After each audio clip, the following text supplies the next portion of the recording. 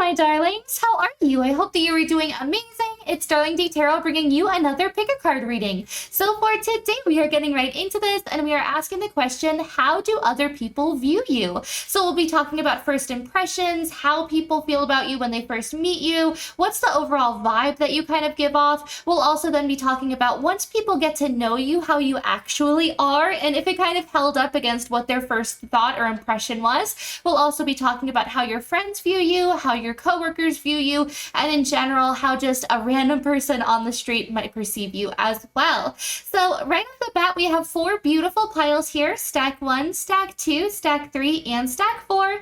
Now you can choose based off of the energy of the pile or the pin that is associated with each stack. Today we are using these cute little pins that I got from the zoo out here in Fort Worth, or was it the Dallas Zoo? It was one of the zoos. I absolutely love these, and I was just like, I have to have them. But I think they're so cute. So for stack 1, we have this I Might Snap pin. It's a little snapping turtle. For stack 2, we have I Like Big Birds and I Cannot Lie. For stack 3, it says Bumbling Along.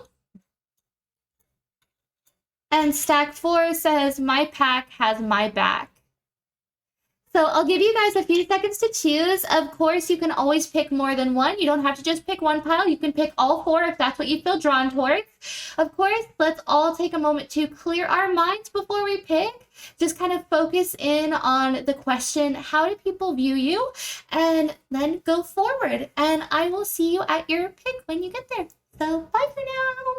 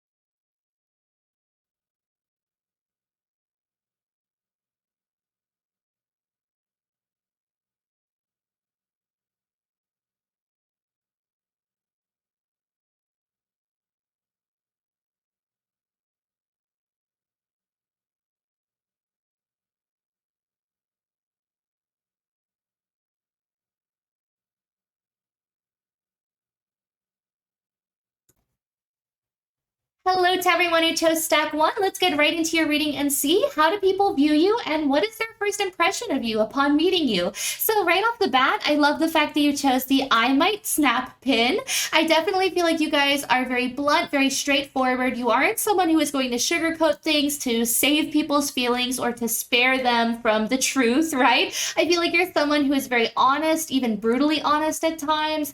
It very much gives me the same energy as like when you ask kids their opinion and they'll just straight up tell you what's on their mind. You know, I feel like you're someone who is just going to tell people the honest 100% truth. And that's something people really value about you, right? The fact that you can be real, that you can be down to earth and you can be open with people without, you know, being worried or tiptoeing around things or beating around the bush. You are very straightforward. You're very much like, no, this is how it is.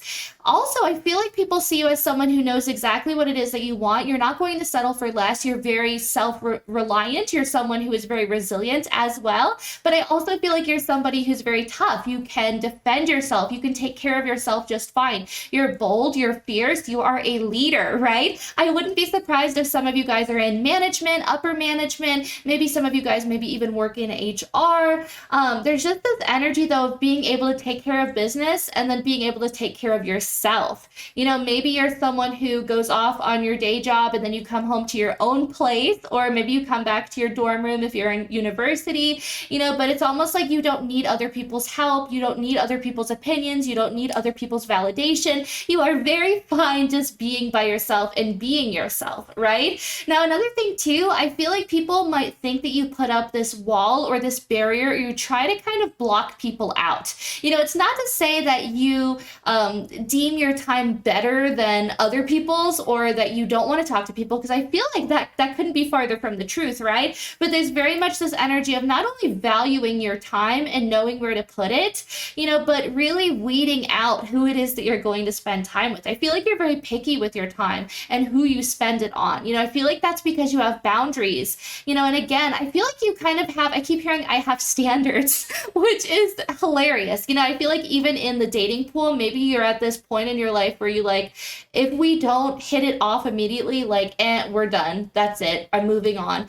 I feel like there's just this acceptance and this knowing that if it doesn't fit for me, that's fine. I'm leaving it as it is, and nothing ventured, nothing gained, but, very much like, I'm fine just being me, but you're also very protective. I feel like also people don't have to worry about you. It's not like you are a damsel in distress who needs saving, right? You're very much someone who is going to save yourself. And I just love that energy for you guys, stack one. So going forward onto your first two cards, these are talking about how people would describe you right off the bat, right upon meeting you. So we have Tiger, Fire, and Humpback Whale, Singer. Beautiful. Okay, so right off the bat, they might also see you as someone who would do amazing in like a partnership. Maybe you're someone who doesn't want children, or maybe you're someone who's just really focused on your career right now, like you're really focused on yourself, but they also could see you as someone who would be an amazing partner. You'd fight for the people in your life. You'd fight for your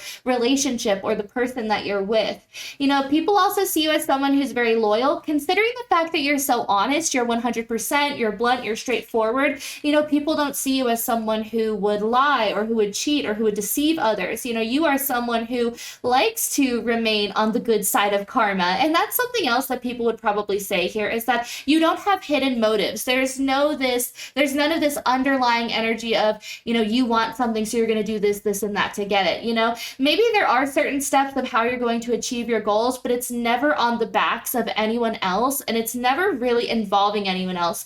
And maybe that's something else too. Maybe people see you and it's almost like you're this wild animal that people want to tame, but they can't, right? It's very much giving Miley Cyrus, I can't be tamed, but I feel like people really love that wild aspect about you, that you are someone who's bold, that you are someone who can step into these leadership positions and take the bull by the horns and really accomplish a lot. For a lot of you guys as well, maybe you're someone who is really good at taking care of messy situations, being able to calm down situations or de-escalate situations as well. For some of you guys, maybe you are 911 operators, maybe you're someone who works in the front lines, maybe you're a healthcare worker, maybe you're someone like who works in the ER, but there's definitely this energy of even when you're under a lot of stress, even when you are having to perform at 100% like brain activity, I feel like you still perform well under high pressure. You're someone who keeps a brave face. You're someone who stays very stoic, and you get the job done,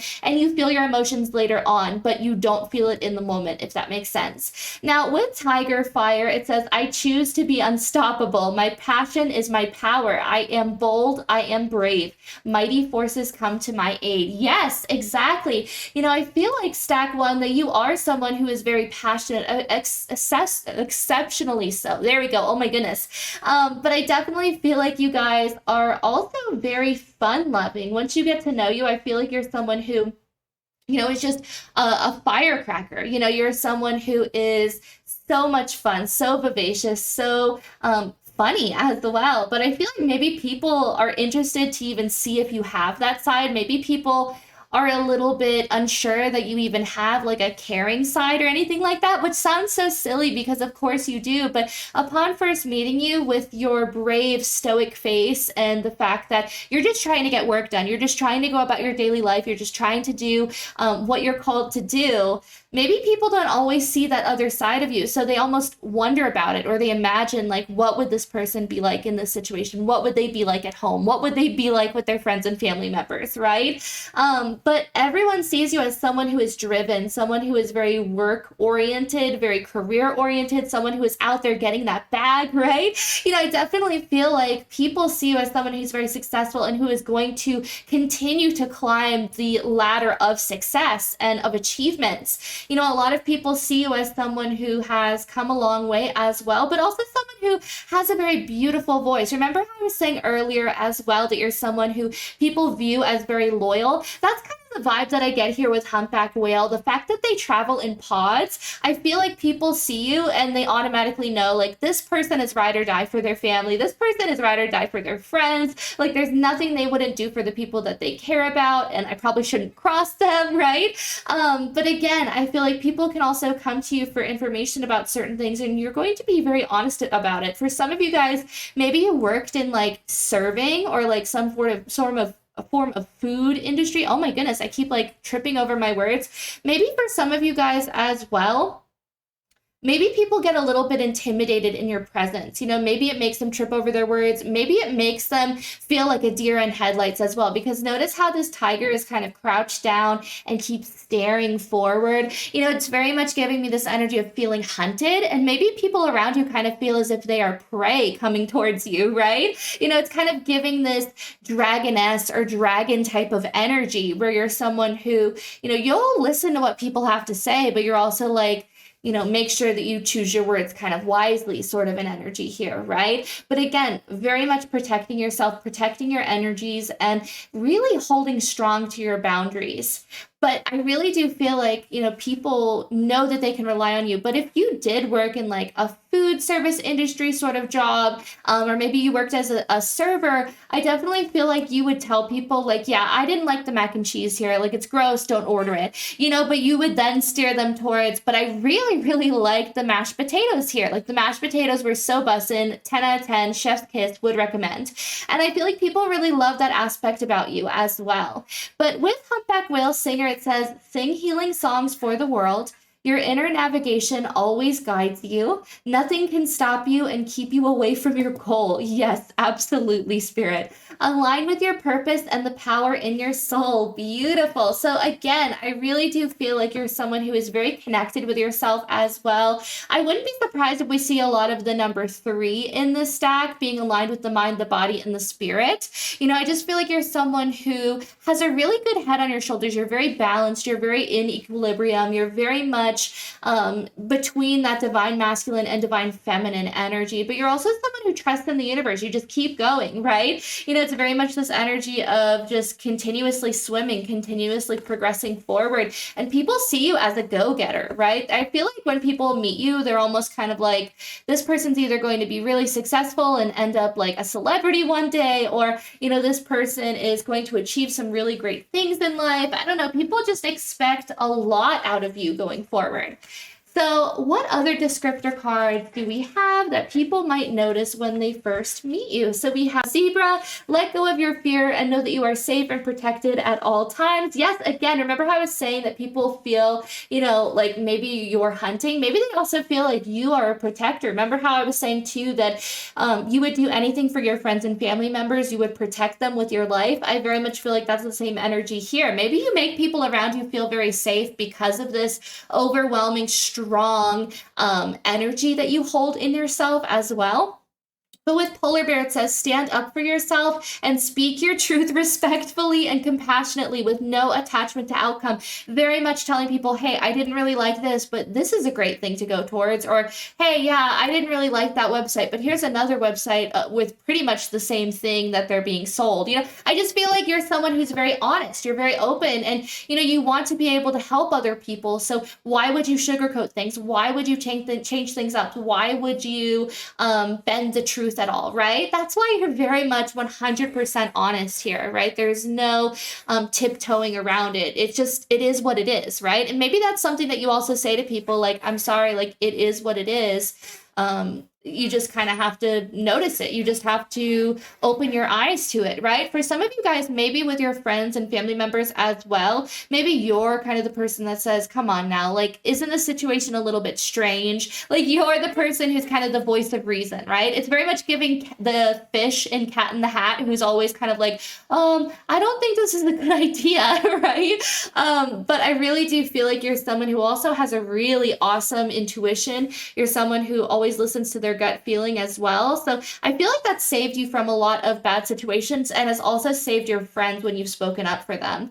But with Panda, it says create a sacred space for yourself in your home and or place of work. Yes, I definitely feel like anywhere you go, though, you really make that place your own, because for a lot of you guys that pick this pile, I don't want to say that work kind of becomes your life, but I really do feel like there's this energy of you spend so much time at work, you spend so much time either traveling there or, in the building or doing that thing that you want it to feel homey, you want it to feel cozy. So you kind of create that home-like environment for yourself. For a lot of you guys as well, considering you have that loyal aspect, you might be someone who stays at jobs for a very long time, even if it's not exactly what you want to do. If it's comfortable and it's something that you're in the routine of and it's something that is rather predictable and you can get into the swing of things, I really do feel like you're someone who sticks around. You're not someone who is just going to up and leave. And I feel like you're very valued as well in your workplace, or in maybe even for freelance positions that you guys do as well. You're someone who,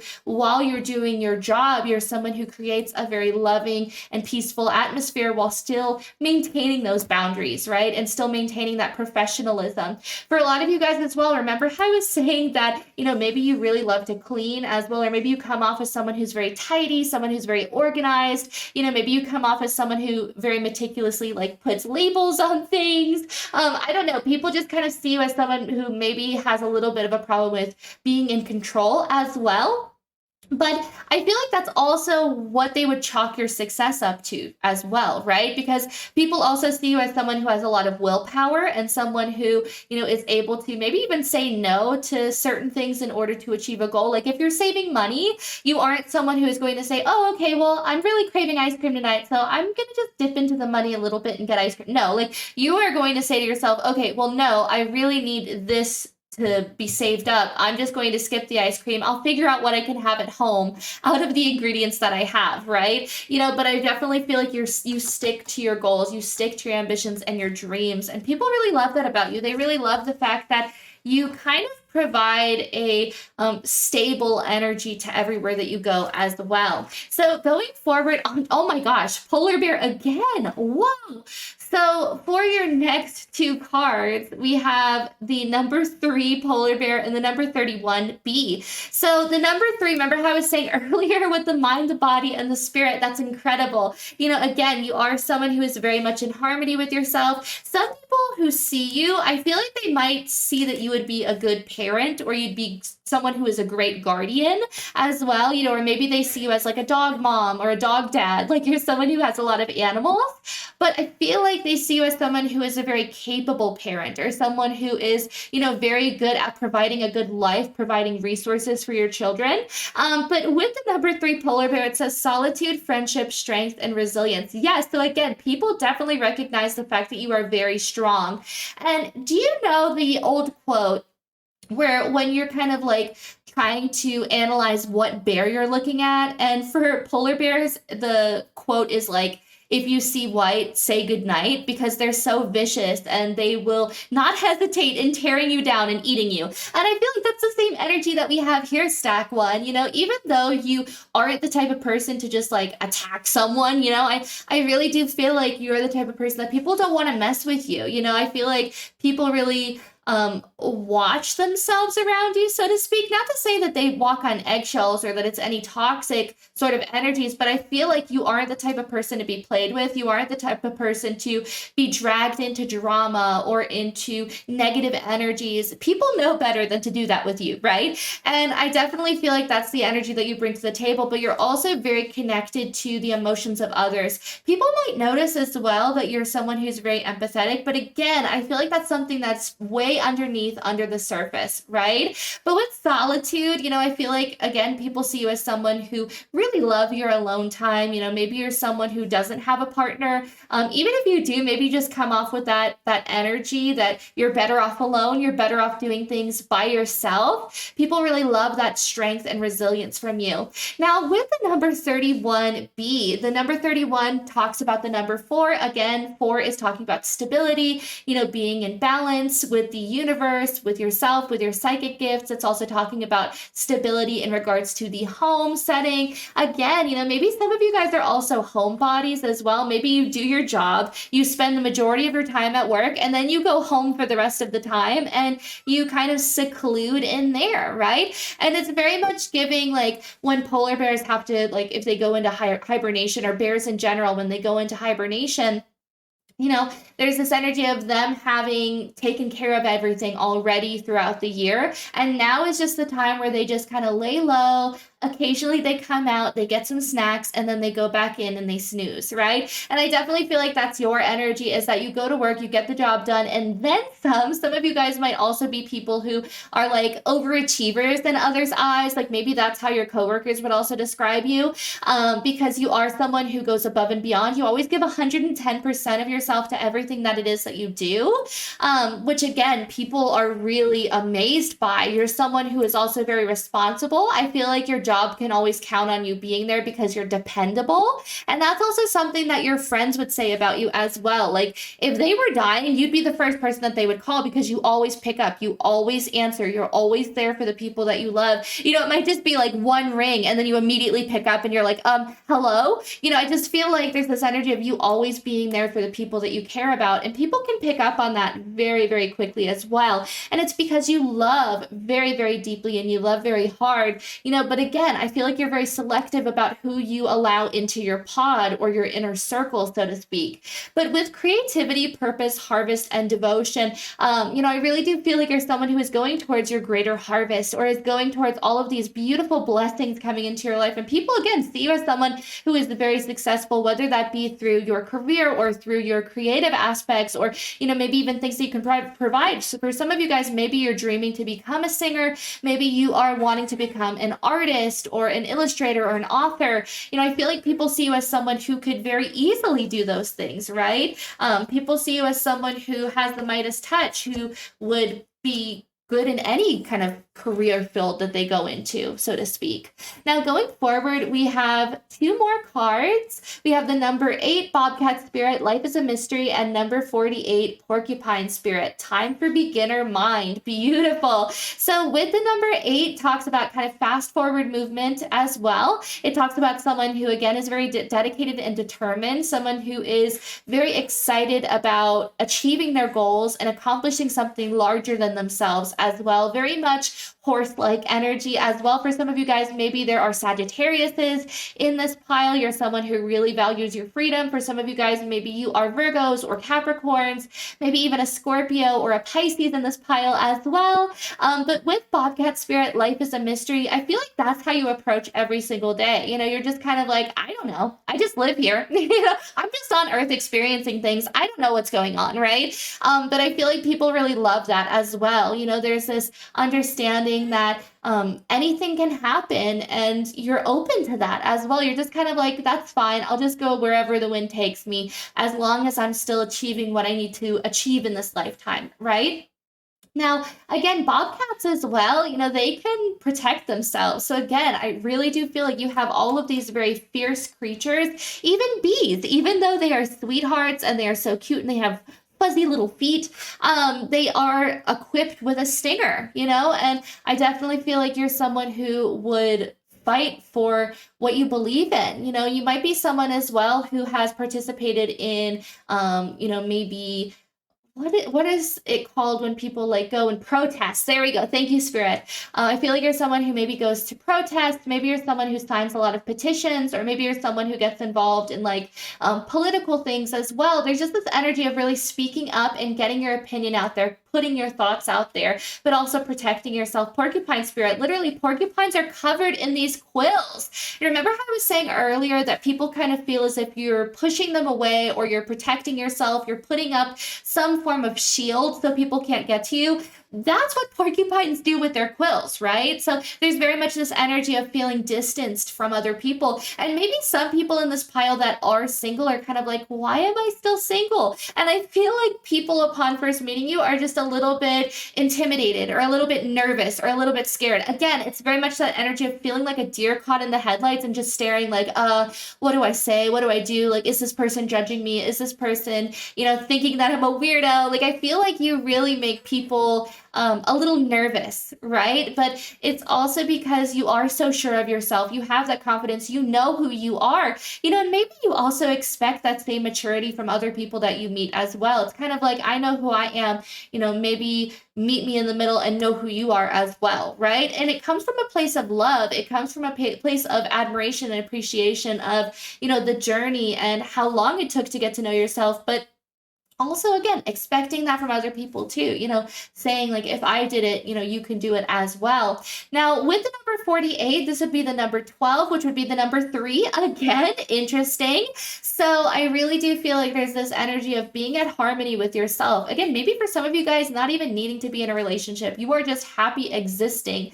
But with time for beginner mind, you're someone who also doesn't mind starting over from scratch. You're someone who doesn't mind like changing an entirely different aspect of yourself and starting over. You find it kind of exciting to start brand new adventures or to experience brand new things. And that's another thing people really notice right off the bat is that you're very adventurous, or you're someone who would try anything at least once. It's almost like when people meet you, there's this energy that, you're very daring. I keep hearing that, like, maybe you grew up feeling like you're one of the guys, like if you were in a friends group that was primarily male or like masculine energy. Maybe you kind of shifted into your masculine energy a lot. There's a lot of that divine masculine here, right? Of being headstrong and, being very connected to the 3D world, but I also feel like you guys are very connected with your spiritual side. So you're able to, come at things with a beginner mind and be open to trying new things as well. Again, I just feel like you're very, very well balanced, and people really do notice that, right? Now, going forward, how else would people describe you? So we have the 10 of chalices and the 2 of wands. Beautiful. Okay, so how else would people describe you? I'm actually going to put them over here real quick. They see you again as someone who can make good decisions for themselves, someone who is working hard so they can have a good family life in the future, or just that happily ever after. Maybe that's kind of what you've been dreaming of, is that house with a picket fence, not even necessarily needing a partner, just having your own place for yourself, having your own sanctuary, having somewhere that you can kind of kick your feet up and grow old in, right? For others of you, you might be someone who is dreaming of travel or dreaming of maybe even going abroad, going somewhere else to lay roots, but all the same, you're someone who is on a path to success. You're on a path to your ultimate goal. And I feel like your ultimate goal is just happiness. I feel like while other people are concerned about like being super rich or being bajillionaires, you're just really wanting to be happy at the end of the day, right, Stack One? And again, you're kind of like, I'm not going to let other people interfere with me on my path to happiness. I'm the one that's in control of my emotions. I'm the one that can kind of control how I'm feeling in the situation.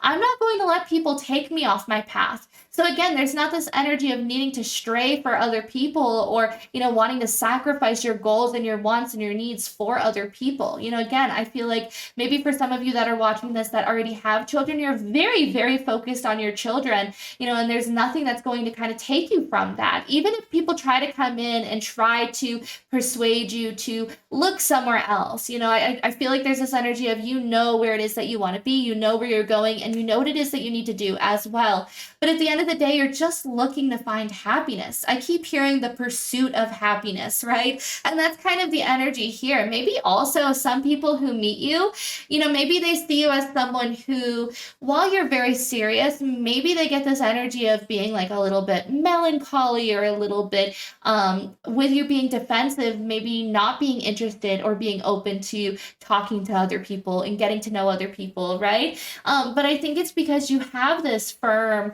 idea of what your future should look like or where it is that you want to be going, right? So it's almost kind of like one track mind energy, which also kind of goes back into the number 8 for me, to be completely honest. Sometimes people who have a lot of 8s that are brought up, even if it's in their numerological chart, or throughout their name, I really do see them as someone who kind of goes through a lot of cycles as well, of constantly reinventing themselves, constantly deciding what it is that they're going to do going forward, but also needing to be able to protect themselves from outer influences, or, maybe even people or situations that don't serve them. So there's definitely this energy of needing to protect themselves in order to get where they're trying to go, right? Now, going forward onto your next few cards, these are talking more about how people view you. So we have the 7 of Wands, the number 12, Hanged Man, or Hanged One in this deck. The number 12 would be the number 3. Again, we have the 3 of Wands, and then we have the High Priestess, which is the number 2 card. Okay, beautiful. So again, people would see you as someone who is very dedicated to work. Maybe you get a little bit frustrated from time to time, or maybe you don't necessarily look the happiest when you're at work. I keep hearing kind of RBF, or resting bitch face, right? Like, maybe that's just how your face is. Maybe you're someone who just naturally looks very stubborn and just very stone-faced, so to speak. But I feel like people are noticing again that you are creating wealth for yourself, that you are someone who is creating something much more, but also maybe feeling a little bit frustrated by it. It isn't to say that you hold yourself like that every single day, but I feel like most people would kind of say that maybe you're overworked, or maybe you have been spending too many late nights in the office or at your place of work. It's just kind of giving the energy of overworked and underpaid, even though you come off as very successful as well. But again, I feel like you're someone who, you stay in situations as long as they're comfortable, as long as you get into routine. And again, maybe that's how people feel when they kind of meet you, especially if they meet you at work. Maybe they're just kind of like, oh, okay, like, this person knows their job. They do their job really well. This isn't necessarily where they want to be long term, but it's somewhere that they can be while they are progressing forward, or while they are learning. For some of you guys, maybe you are in university and you are taking classes while you're also enrolled in a job, or while you're enrolled in school, you're also having to work this 9 to 5. There's just this energy of really having to put a lot of your energy out there, right? But people also acknowledging the fact that you work very hard, people acknowledging the fact that you do a good job, but also acknowledging that maybe you need a little bit more rest as well, because then you kind of go home, you just kind of go through the motions, eat your dinner, take your shower, go to bed, right? So maybe people also are kind of encouraging you, or want to encourage you, to try new things or to do something else. But at the same time, I feel like other people that are first meeting you for the first time, notice how we have the 2 of Wands and then the 3 of Wands. It very much kind of is talking about stepping stones, and how you're someone who goes from one opportunity to the next, to the next, to the next. And it's almost like maybe you're in certain jobs as well for the experience of it. So then that way you can put it on your resume and then go somewhere else. But I definitely feel like people would be very, very appreciative and excited for you, and be very happy for you, even if you kind of move forward from a company, right? Or even if you moved on from something else. But people definitely see you as someone who doesn't mind walking away from things, who also feels like is very, very psychic, very intuitively aware. I feel like you guys are very well read, very well educated as well. Maybe you guys are people who love to watch like TED Talks, or maybe you watch documentaries. There's just this energy of you guys being very scholarly in this pile as well, right? Now, going forward, let's talk about how your friends view you. So we have the King of Coins.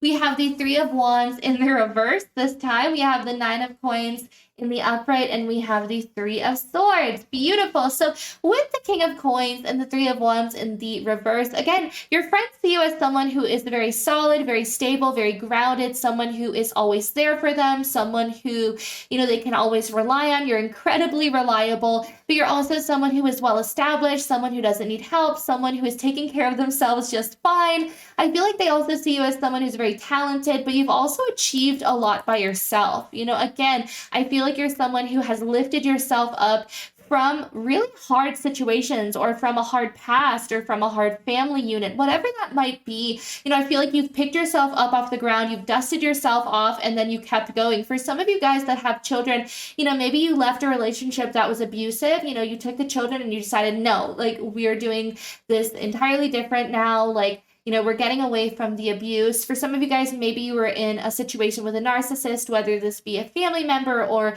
a friend that maybe you lived with, or maybe even a relationship, right? But regardless, your friends see you as someone who can break away from these sad situations and these scary situations, and someone who can reinvent themselves for the better, someone who can bring a lot of abundance into their life, someone who can bring their goals to fruition, and someone who is also just bountiful, right? Someone who really very, very much creates their own happiness. And that very much goes back into the energy of how you're someone who is just going towards their happiness. You're finding your happily ever after, but you're also making that for yourself as well. I very much feel like your friends are inspired by you too. That even in the face of hardship, you never gave up, or you never kind of let go of your strength or your ability to be able to recover from the situation, or transmutate the energy into something better, or something that will serve you a little bit more, right? They definitely view you as someone who's very capable, though, someone who's very resourceful, and someone who's incredibly intelligent. But I also feel like, remember how I was talking about earlier, it's a little bit of like an overachiever sort of an energy here. With the Three of Wands in the reverse, I feel like people see you as someone who is constantly climbing the ladder, right? But again, they're not pacing themselves. They're just working, working, working. Maybe you overwork yourself a lot, and maybe that's something that your friends would really mention to you, is that you need to take some time for yourself, even if it's just, spending time at home and just relaxing for like a day, taking your paid time off if you have it, putting in a time request for even 2 days off in a row, right? Or 3 days off for some of you guys. There's just this energy of needing some time for yourself, maybe even going and planting a garden. Maybe some of you guys are really good at gardening, and I feel like your friends see you as someone who maybe has a little bit of a green thumb, or someone who can communicate very easily to plants. You're also someone who connects very easily with nature, and I feel like your friends see you as that person that they can turn to for advice, for a shoulder to cry on, for someone to listen to them whenever they're going through a hard time, right? Because I really do feel like not only do you sing your friends' praises, but you're also someone who is very open to, again, giving advice, or giving your perspective, or saying, hey, here's how I view the situation, or, hey, have we heard from this person, their side of the story, so we can put everyone's stories together, right? But I definitely feel like you are this mediator type energy for your friends as well. And you're definitely someone who is very mature in their eyes. Maybe for some of you guys, your friends look up to you as like an older sister or an older brother, but they really, really do look up to you. So going forward onto your next few cards, these are talking about how your coworkers view you, if you have coworkers. If not, you can always skip to our last card. With the Eight of Swords, the Nine of Swords, and the World. Again, I feel like you're someone who overworks, or maybe you overburden yourself. Maybe you take on too many projects at once. Maybe there's this energy as well that no one will be able to do the job as good as you do. And while that might be true, I definitely feel like people kind of want to help you a little bit more. Maybe your coworkers are saying like, ask us for help, or allow us to help you, come to us more, when you're feeling overburdened. No one ask for help, no one to say, hey, will you assist me with this?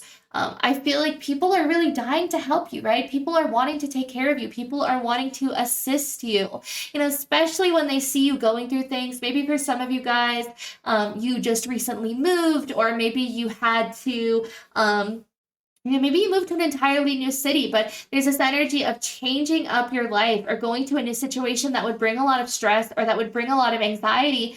And I feel like it's almost like your coworkers were like, why don't you rely on us a little bit more? Or why don't you tell us what's going on in your life so we can understand a little bit more, right? Because it's very much this energy of kind of suffering alone. And I feel like that's also the vibe here with how resilient you are, is that you don't open up so easily with people that aren't in your immediate circle of the select few that you trust, right?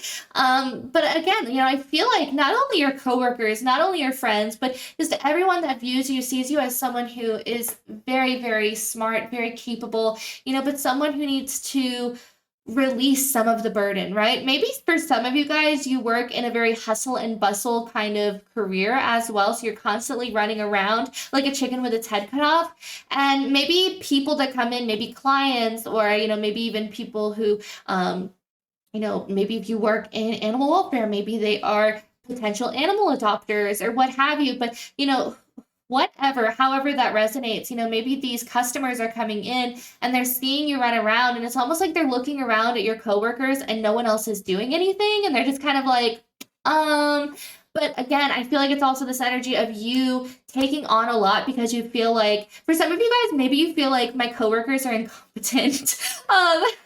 Honestly, like, I don't know, but I feel like you guys, you need to allow them to have a little bit more of the workload, right? I really do feel like that's important here, stack one, if that resonates that you have coworkers. But going forward onto your last card, this is your rune that would sum up your overall energy of how people feel about you when they meet you. So with Nadhis, it directly translates to not this. It's literally need fire or even necessity as well. It can kind of talk about constant constraint or friction as well when it comes to, maybe your workplace, or maybe having to work really hard. You're someone who goes big or goes home. You're someone who puts in your all, someone who gives it your all as well. I definitely feel like you're not someone who shies away from hard work or hard intensive labor. Now, another thing as well is that this also can talk about conflict or, maybe urgency, as well as hard work as life lessons. People definitely see you as someone who has been through a lot of life lessons, as someone who, definitely puts a lot of effort in as well. Again, who achieves these goals, who achieves these accomplishments. You are someone who can climb these mountains. And honestly, considering that it's a badger here as well, I definitely keep hearing in my head, like, honey badger don't care, and that's very much your energy, stack one. You don't care. You are the honey badger. Don't mess with him. Don't mess with the honey badger.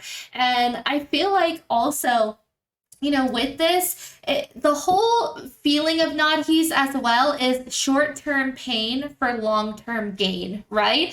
So I feel like even though you're sacrificing a little bit of your comfortability or a little bit of maybe a tiny bit of your happiness, so to speak, in order to go forward in your career, I feel like it's for the greater good. It's very much reminding me of the quote, bread today is better than cake tomorrow, right? So instead of something that, might potentially happen tomorrow and just waiting on that and hoping for that, instead you're very happy with the bread. You're very happy with, something meager or something mundane or, something just very simple until you get to that really big, grand idea or dream of yours, right? But I definitely feel like, stack one, people see you as a very hard worker, someone who puts in their all, who does what they must be doing, gets everything done, gets everything accomplished. You're someone who gets all your chores done. You're someone who works hard. For others of you that are in university as well, and maybe you meet other students, maybe people see you as someone who is kind of like the teacher's pet, or maybe someone who like does extra credit or does extra curriculums, or maybe you're taking multiple courses at once. There's just definitely this energy of like trying to knock out as many things as possible to get to that next goal or to get to that next ambition of yours, right? But I really hope that this resonated, stack one. Let me know in the comments down below. Does this sound like you? Does this sound kind of like your energy? I feel like once people get to know you as well, I feel like they start to understand that you're also someone, again, who's very sensitive, very loving, very sweet. But I really do feel like you're only like that, again, if you're lucky enough to get in your friends group. Keep being selective. There's nothing wrong with that, right? Again, we'd love to see healthy boundaries over here. I'm very proud of you, stack one, but definitely let me me know down below. Again, does this sound like you? Did this make sense? Did this resonate? Was this your pile? Also, make sure to leave a thumbs up if you enjoyed this, and make sure to press subscribe if you have not already, and hit that little bell icon to be notified every time I upload a brand new reading. But I hope you guys are doing amazing and staying in good health, and I hope I have the honor to see you in the next video I post. Bye, Stack One! Hello to everyone who picked Stack 2. Let's get right into your reading and see how do people view you and what is their first impression of you. So right off the bat, I love the fact that you chose the I like big birds and I cannot lie pin. I definitely feel like you guys are hilarious. You guys are very fun-loving. You guys are comedians in your own right. Even if you don't do it professionally, I feel like you are the comedic relief in your friend group. I feel like you're always someone who is cracking a joke to ease the tension, or someone who is just trying to make the best out of a bad situation. I feel like you're very optimistic, you're very positive, you're someone who also just kind of rolls with the punches. You just kind of allow the universe to take you wherever. Notice how this bird is just flying, just gliding along in the wind, and I definitely feel like that's your energy, Stack 2. I feel like you're someone who doesn't mind like what's going on or what's happening. You're just happy to be involved, you're just happy to be alive, basically. It's kind of giving golden retriever energy as well. You know, maybe you're someone who is just very happy-go-lucky, very excited, very interested, very intrigued in hanging out with people and getting to know new people, in, you know, learning about different people or different cultures as well. You know, I just feel like you're someone who is very curious. You know, maybe something that people really love, as well as the fact that you're someone who doesn't mind asking questions, doesn't mind really getting to know people or kind of uncovering who it is that they are as a person. You're very personable. I feel like you can hold a conversation really, really well. You know, I feel like you kind of help people out of their shell. It's kind of like you're someone who coaxes people to come out. I'm also getting that maybe you have the number 6 in your numerological chart, or somewhere within your name there is the number 6 represented by a letter, because I feel like you're someone who's very generous, very fun loving, and again, very, very comedic. You know, I feel like you have kind of a very dry humor, or maybe for some of you guys, you watch like Monty Python, or maybe you watch like the IT Crowd, or like the Mighty Boosh as well. It's very much giving like British comedy in a way, but I think that people really love that about you. Even your coworkers, I feel like if you work in kind of a public setting or a public situation, you're someone who is really good at easing the tension just by making a remark or just by shooting someone a look, right?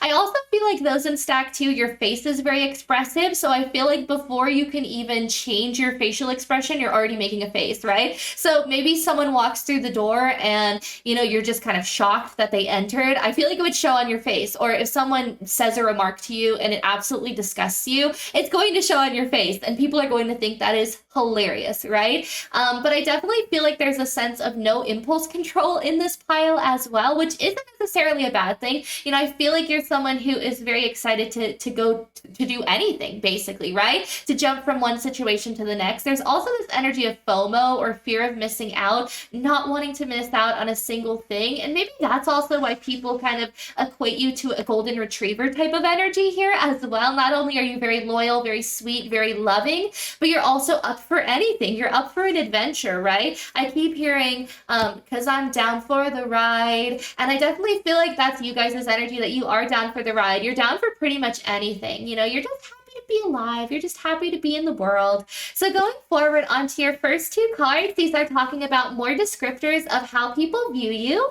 We have the B, community, and C, otter, happiness. Yes, again, I feel like your community is very important to you. Your friends and family members are especially important to you, especially your parents. You know, I feel like maybe those that pick this stack, you have a very close bond with your parents. You have a very close bond with your grandparents, with your siblings, with your cousins.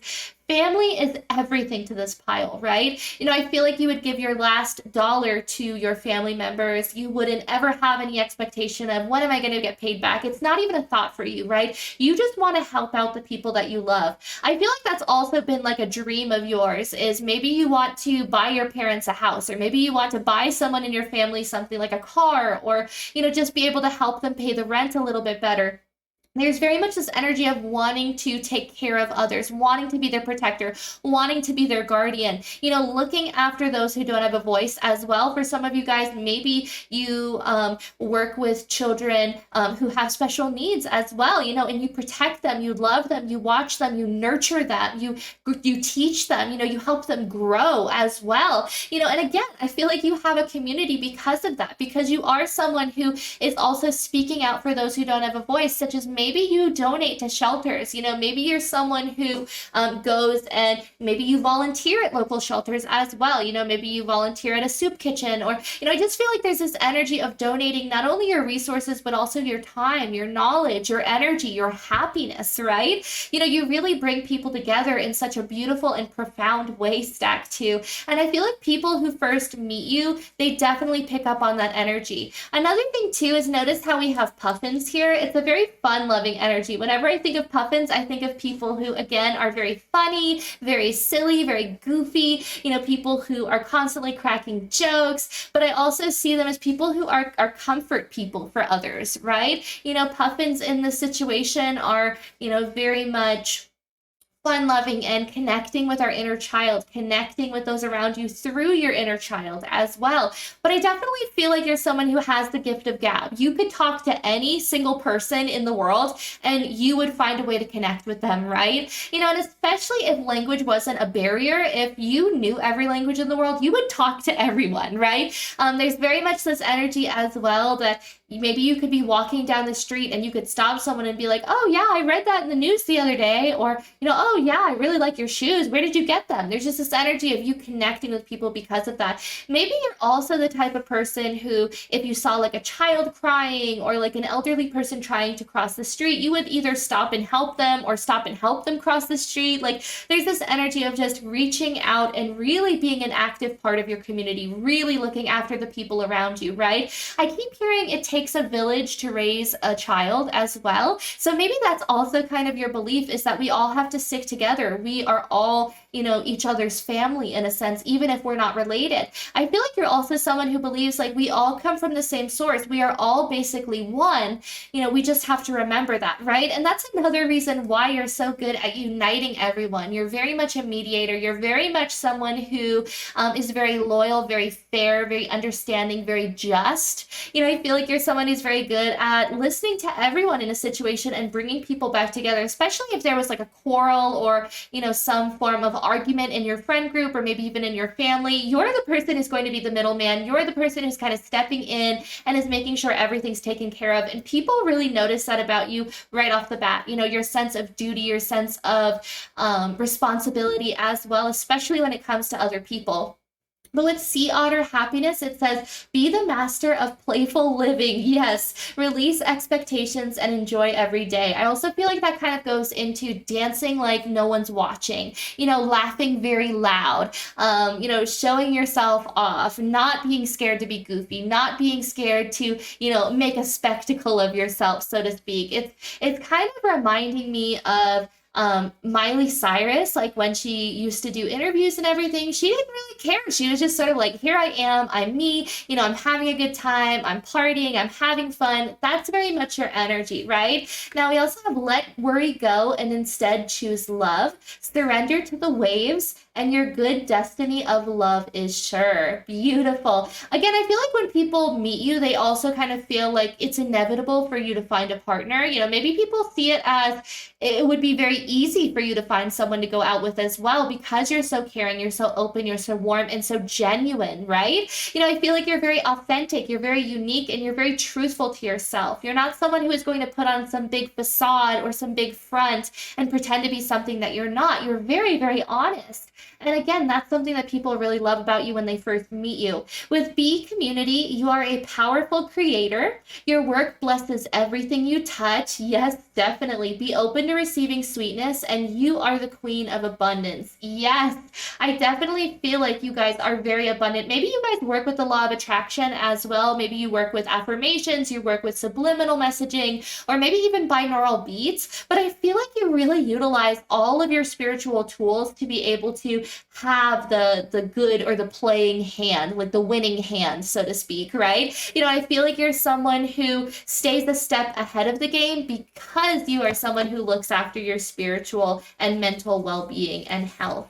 So going on to your next three cards, these are more descriptors, and we have Platypus, stop complaining and focus your attention on the blessings in life. Tiger, you're being called upon to provide leadership, so trust that you're capable of doing so. And Cat, it's time to strike out on your own and relinquish your overdependency on others. Okay, so how people might notice you as well. Do you remember how we've been talking just nonstop about community, about family, about friends, about the people that are around you? I feel like the people that meet you or people that are first getting to know you, they're almost saying, you need to kind of go out on your own. You need to branch out on your own. You need to get some independence, And I feel like you are kind of like, I am independent, but I'm also independently caring and appreciating and supporting my family and my loved ones, right? It's not this energy. You feel like I don't need to abandon my loved ones and abandon the people that I care about in my community in order to be independent. I feel like you find that a little bit silly,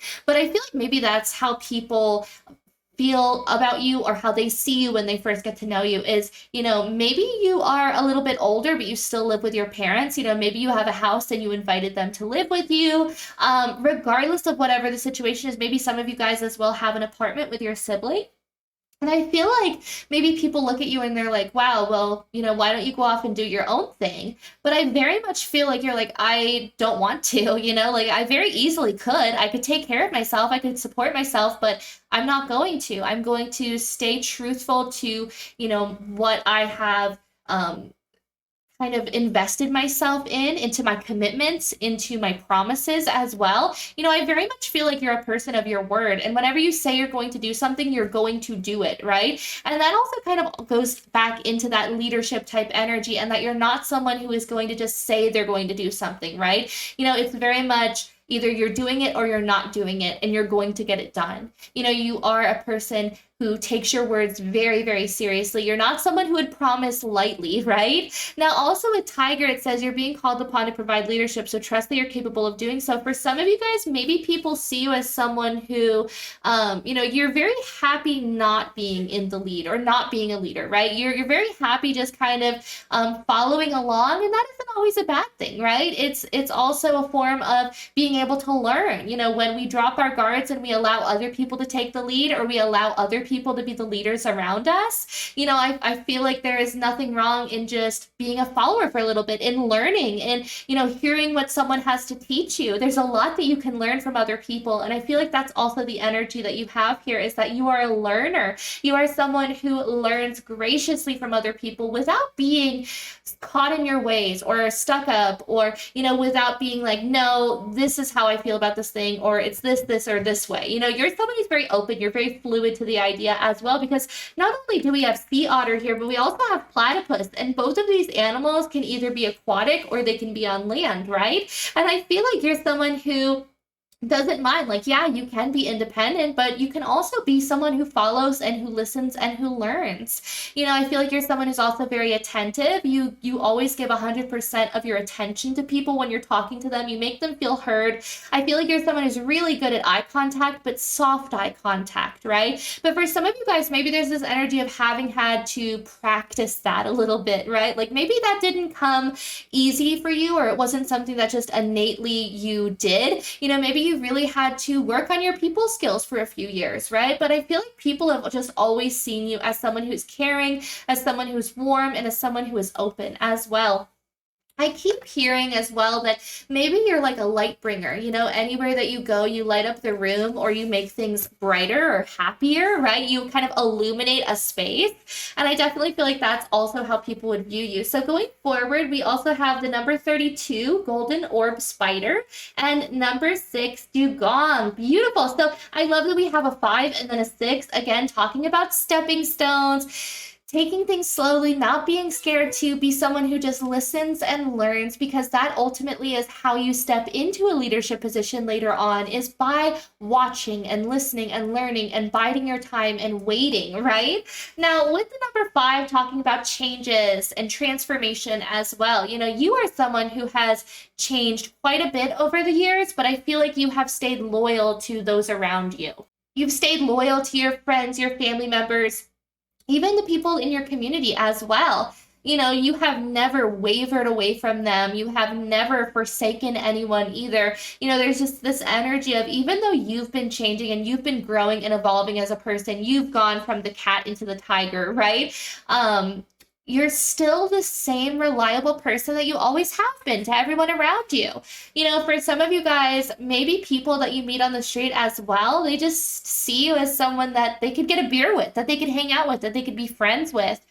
I really do feel like as well, maybe people wonder if you're not being truthful. Like maybe there's this sense of false happiness here, or that you put on some type of show or facade. But again, people also, it's almost as if as soon as they get that thought, or as soon as they get that that idea, or what have you, their intuition kind of steps in and says, no, like this person is really just trying to make things better for other people. But, again, with this kind of comedian type energy, I wouldn't be surprised if this does come from a place of loneliness, or from a place of you've experienced hardships before, or you've experienced what it's like to feel uncomfortable or not heard. So now you're doing what it takes to make sure that other people don't experience that, right? But I really do feel like with the number 6 here, this is just how you are, and maybe people, when they meet you, it's almost like, how can this person exist? Because they are so bubbly, they're so sweet, they're so loving, they're so energetic. Maybe they almost think that you're too good to be true, or, you're too sweet to even be real, right? But I really do feel like once people get to know you, there's this energy of, no, this is how they are 24/7. This is just who they are as an individual and as a person, right? I feel like for a lot of you guys, Stack 2, you're the person that people almost get their hope for humanity and for kindness in society restored, right? Because they've come into contact with you. Maybe you're someone who opens doors for other people. Maybe you're someone who's very polite. Maybe you tip very well. Maybe you're someone who, just takes care of other people. You, again, like earlier I said, you help people across the street if they look like they need help. You're not someone who minds lending a helping hand, or extending yourself to other people, or extending an olive branch, right? I feel like even people that you don't necessarily get along with, they don't have anything negative to say about you, because you've never acted in a way to other people that is rude or cruel or malicious. That, I feel like those words don't even exist in your mental vocabulary, right? And if they ever did, I feel like you've done a lot of growing to get away from that. I feel like you've really evolved into a peaceful, loving, spiritual individual, right? Who doesn't mind exploring their emotions and the emotions of other people around them. I feel like you're also a beacon of hope and a beacon of light. Like you can offer really good advice from your heart. I feel like you're very heart-focused, heart-centered. Maybe you wear your heart on your sleeve. You're very sensitive as well. But again, I feel like you're very open to the people that are around you, very intuitive, very, very close to spirit, very close with your ancestors as well. Now with Golden Orb Spider, it says messenger, balance, awareness, and design. Beautiful. For some of you guys, maybe you're interior decorators or interior designers. Maybe you guys just love to design things as well. Or maybe there's also this energy of you guys being nail artists, or people being creative. But I feel like you're someone who loves to express yourself, especially with the way you look, especially with the way that you do your hair, or maybe the way you dress in your clothes. For some of you guys, I keep hearing that, maybe when you're at home, you kind of dress like Adam Sandler with like the shorts and like the slides and like a comfy top. And I just really love that for you guys, right? But when you get dressed up, you get dressed up, you get cleaned up nice. But I feel like for the most part, you love to wear like like comfy clothings or, things that are more practical as opposed to like show offy in a way. But with Dugong, trust, grace, mystery, and humor, again, I really do feel like you trust the universe. You trust that you're where you're supposed to be at that moment. I also feel like you're someone who has had a lot of spiritual experiences throughout your life and maybe even spiritual encounters with people, or, had a lot of interesting things happen to you, or maybe you received a very specific sign, and that's something that also put you right onto your spiritual track, right? Or your spiritual path, so to speak. And, I feel like now because of that, you're someone who trusts, you're someone who knows that there's a greater design to all of this, and there's a greater purpose to all of this as well, and you're going to try to serve as many people as possible. Maybe there's also this energy of you don't want to regret anything in life. You don't want to be 90 years old and laying in bed and thinking about all the things that you could have done, or all the people that you could have helped, or all the people you could have hugged or told that you love them, right? So I feel like for some of you guys, maybe you also lost a relative or a loved one without being able to say goodbye to them, or without having to been able to say that you love them. And I feel like that's something that also changed the way that you love and the way that you experience and express love as well. But you're definitely someone who, uses a lot of humor as well. And I feel like it really, really helps people. So going forward, let's grab 2 more cards on how people would describe you. We have the number 53, Seahorse Spirit, Watch and Wait. And number 20, Dolphin Spirit, This and That Are True. Beautiful. Okay, so right off the bat, watch and wait. Remember how I was saying earlier that you're someone who doesn't mind kind of waiting behind and listening to information and, being a little bit of a follower if that means gaining some more knowledge. I feel like that is what Seahorse Spirit here is saying as well. Just kind of confirmation again of saying like there's nothing wrong with just being an employee, doing their best at their job, learning all there is to learn, and then maybe one day like applying for management or something if you decide to do that. Again, maybe you're someone who's just gaining experience somewhere to go somewhere else. But, I really do feel like you're someone who maintains a good point of view, who maintains a very positive outlook. I feel like you have a very uplifting perspective on things as well. I feel like you're someone who is very good at kind of retracting yourself from a situation and looking at things very fact-based.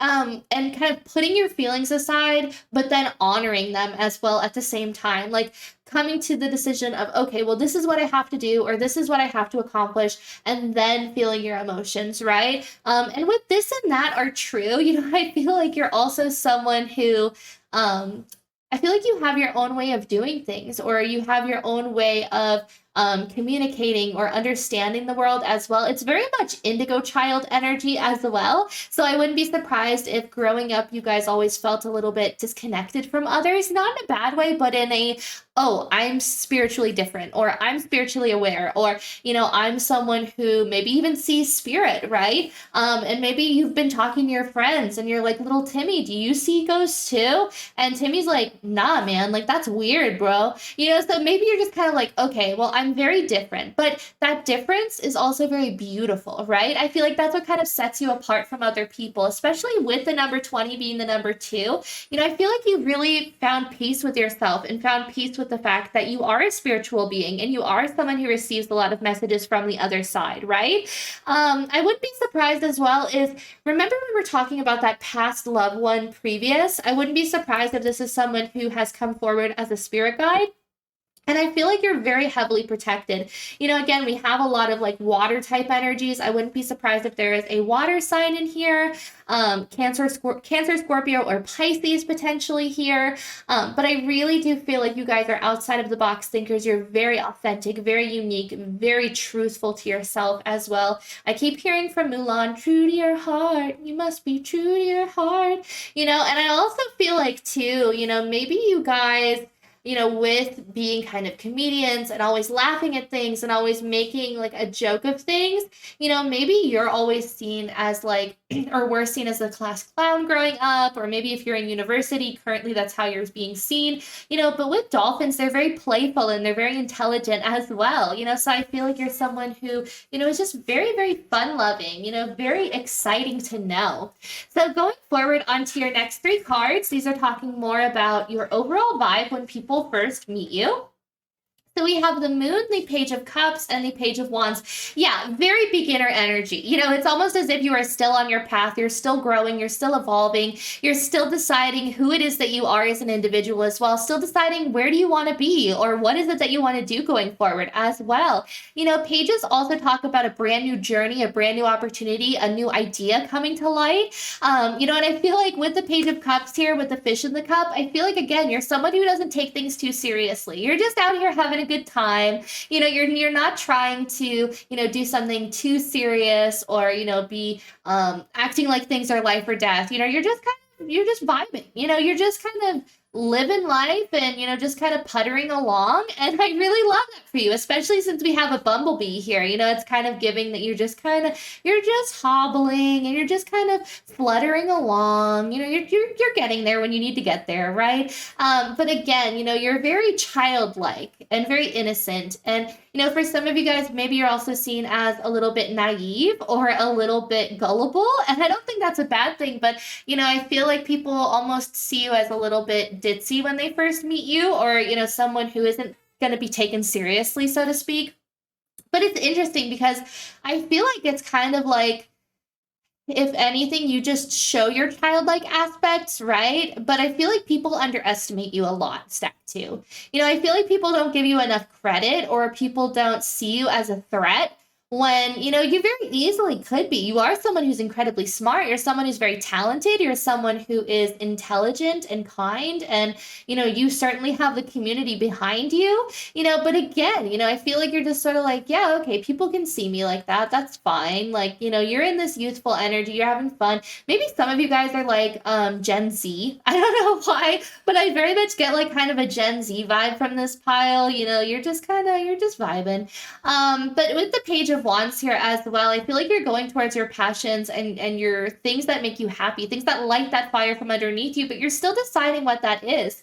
For some of you guys, maybe there's this impression upon first meeting that you are someone who, doesn't honestly know what they're doing. Like they're just living. Like they're just going through the motions. They're just living each day. They're still deciding, like, what is it that I want to do for the rest of my life? And for some people, I feel like that's a very heavy question, especially if there's a Gemini or a Sagittarius in this pile. I feel like you have this need to be free, this need to, explore and to do things that you love while still being in your community, right? While still being connected to the people around you. But again, not taking things too seriously, but in turn, people not taking you very seriously either. Now, going forward onto your next few cards, these are going to be talking about, like, if a random person saw you and met you, how would they feel about you? So we have number 19, the Sun card. We have the 7 of Swords. We have the 2 of Chalices. And we have the 4 of Wands here. Beautiful. Okay. So people would see you as a ray of sunshine. People see you as someone who is incredibly loving, someone who is constantly birthing new cycles or bringing new life into different experiences or circumstances or situations. I feel like you're someone who, again, always comes out with, these bangers or these like funny, like one-liners, or maybe you're someone who just like walks by and just makes a face, but you're someone who relieves the tension and someone who makes things a little bit more bearable, right? I feel like strangers would also say that you're someone who balances yourself out very easily, and balances out the troubles of other people very easily. They see you as someone who, is very well put together, but, also at the same time, they see you as someone who's very loving, who is very sweet, who doesn't mind sharing, someone who's very generous, someone who, while they at the same time are watering their own cup, they're watering yours as well. But there's also this generosity of not expecting anything else in return. Again, giving you the shirt off their back. And I feel like people see that in you, the fact that you want to give, you want to be of help, you want to be of service to people. For some of you guys as well, I feel like every day that you wake up, there's almost this intention of, universe, guide me in the right direction of helping as many people as I can, right? Because I very much feel like you are just of service to people as a whole, right?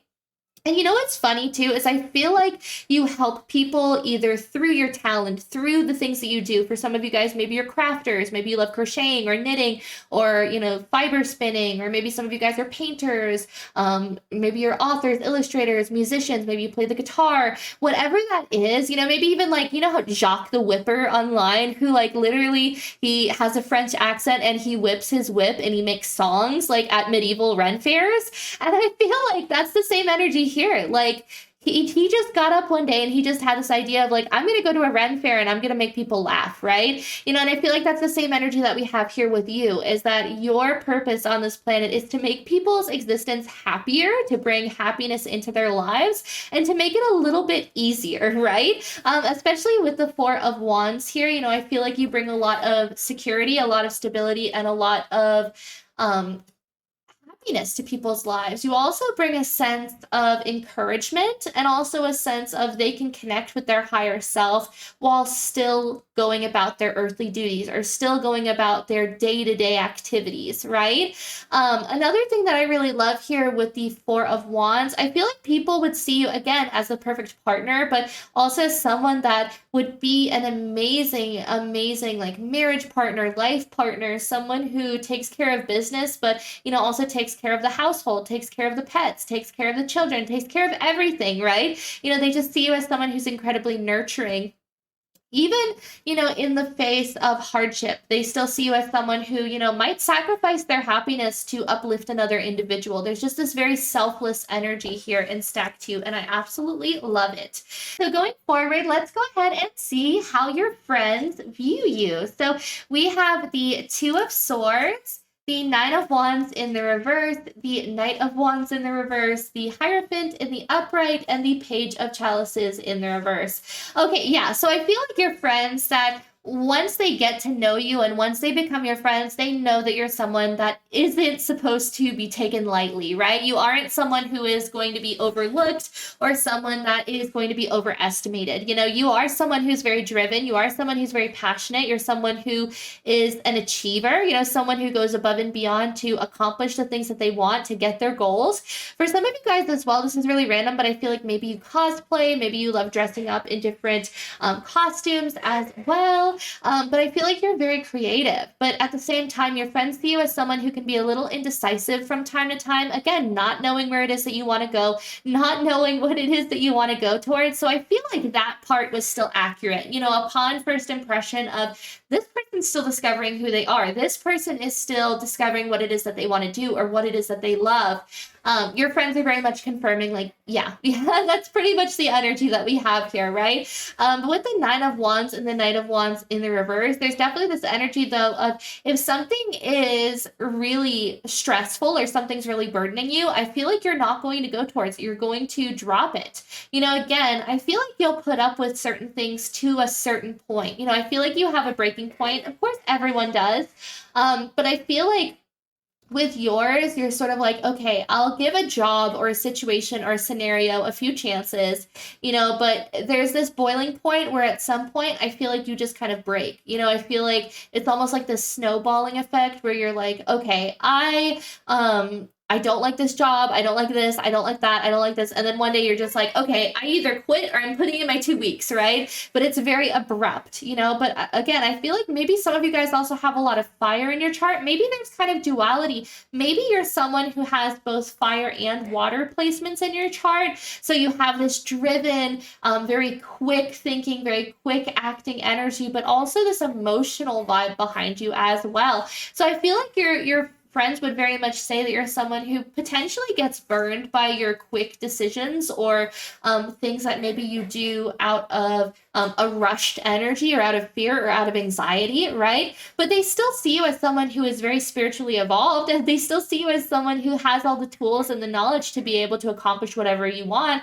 I feel like your friends very much see you as a leader as well, and they might see you as like the mom or dad friend, but more in like the nurturing sense. It's not like people come to you for money or they come to you for different things. I mean, they could, and you'd help them, but I feel like it's more emotional support or emotional comfort. It's almost like your doors are always open and your ears are always open as well to listen to what people have to say. You're someone who doesn't mind stepping in and kind of being like a therapist or a counselor to your friends as well. I keep hearing it's free therapy. With the Page of Cups in the reverse, I feel like they see you again as someone who shouldn't be underestimated. Someone who has restarted so many times, but someone who is also growing and learning what it is that they want to do and where they want to go. So going on to your next 3 cards, these are talking all about how your coworkers see you. If you have coworkers, if you don't, you can feel free to skip to the last card, which is going to be the rune that represents you as a whole. But going forward, we have the 5 of Swords, the 6 of Pentacles, and the Death card in the reverse. All right, so with the 5 of Swords, I really do feel like your coworkers see you as someone who, maybe has been through a lot of hardships, or maybe you've been through a lot of jobs in the past. Maybe you're someone who's worked at a lot of different places. Maybe you go in, you get your money, and then you leave. Once you're like, I actually don't really like this. I don't want to be in insurance. This isn't for me. This isn't the vibe. No thanks. It's a no for me, dog. I think you just leave. I really do feel like you get your money and you go, right? But with the 6 of Pentacles, they see you as someone who's very abundant. Even if you're someone who makes minimum wage, or even less than minimum wage, maybe you make not a whole lot of money, but you're still well taken care of, or you're in a very good situation. For some of you guys, again, maybe you live with your parents, so there's not this need to worry about rent or about bills, or about these really a lot of utilities or a lot of things. I feel like you're in a community, or you're in a situation where, you're pretty well taken care of, or maybe you live somewhere that's just very low rent, or that's very cheap compared to others, so I feel like your coworkers also see you as someone who's very lucky, and it's almost as if they're wondering, how do I get lucky like that as well, right? People see you as someone who always has enough, who has abundance, but I think that they also see that because you're a very good person. You might bring a lot of baked goods into work, or you might be someone who just brings in things that you think people would like. You're very giving, you're very generous, you're very open, and very, very, very open-hearted, very kind. Again, I feel like there's this energy too of always remembering birthdays. Even if someone hasn't told you, maybe you go online and you kind of look up people's birthdays. You're kind of nosy, but I feel like your coworkers kind of like that, right? Because again, you're someone who always will have a conversation, or will always bring something up. But with Death in the reverse as well, I feel like you're someone who has been through a lot of cycle changes, and maybe your coworkers as well are just kind of well, I don't think they're going to be here a long time, but I appreciate the time that we do have with them, right? So going forward onto your last card, this is going to be the rune that best describes you, and we have Hagalaz. So Hagalaz basically talks about, it is representative of hail, or even hailstone, or it can be talking about radical change, or needing to change, needing to grow, needing to evolve in your life, not being stuck in one cycle forever. Remember I was saying too that you might go through jobs really fast or really quickly, and then you're on to the next one.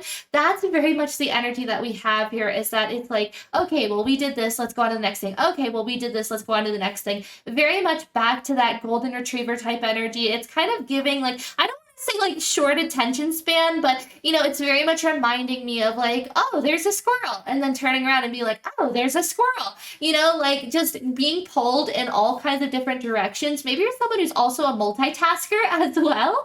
So you're someone who is very good at handling a lot on your plate. Maybe you work really good in disruptions or in catastrophes.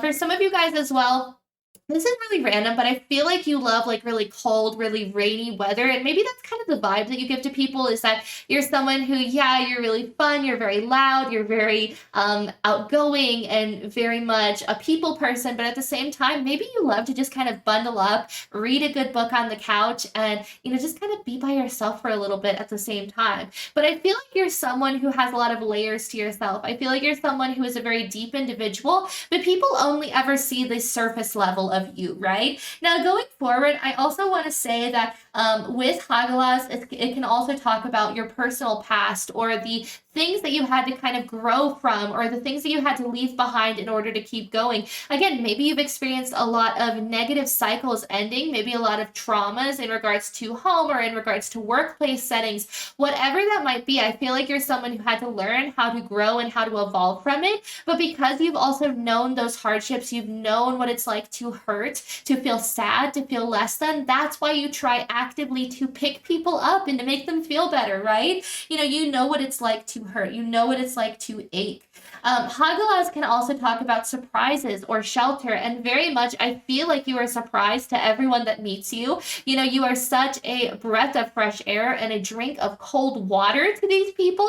I feel like also anyone who meets you instantly feels like they are sheltered by you. They are nurtured. They are cared for. They are being looked after. They are being guarded and protected. There's just a very deep vibe of protecting those around you. Even if you don't really know them all that well, you're just sort of like, hey, I'm your parent now. I'm taking care of you, right? Like, it's just this very, very maternal or paternal instinct that you have deep inside of you where you're just like, I have to take care of these people, right?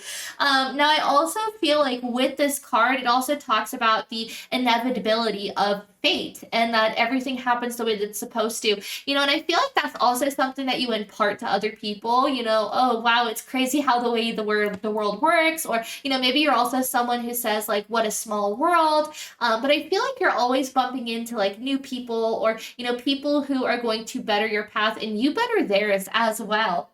But I definitely feel like you're someone who, knows how to protect others, knows how to be a guiding light for others as well, and knows how to fight for others, knows how to speak up for others, knows how to be compassionate, caring, and loving, but also a teacher as well. And I think the best part of this too is that you're still growing yourself. You aren't someone who ever says that they know it all or that you're so smart or what have you. I feel like you're very humble. You're very down to earth. You're not someone who brags.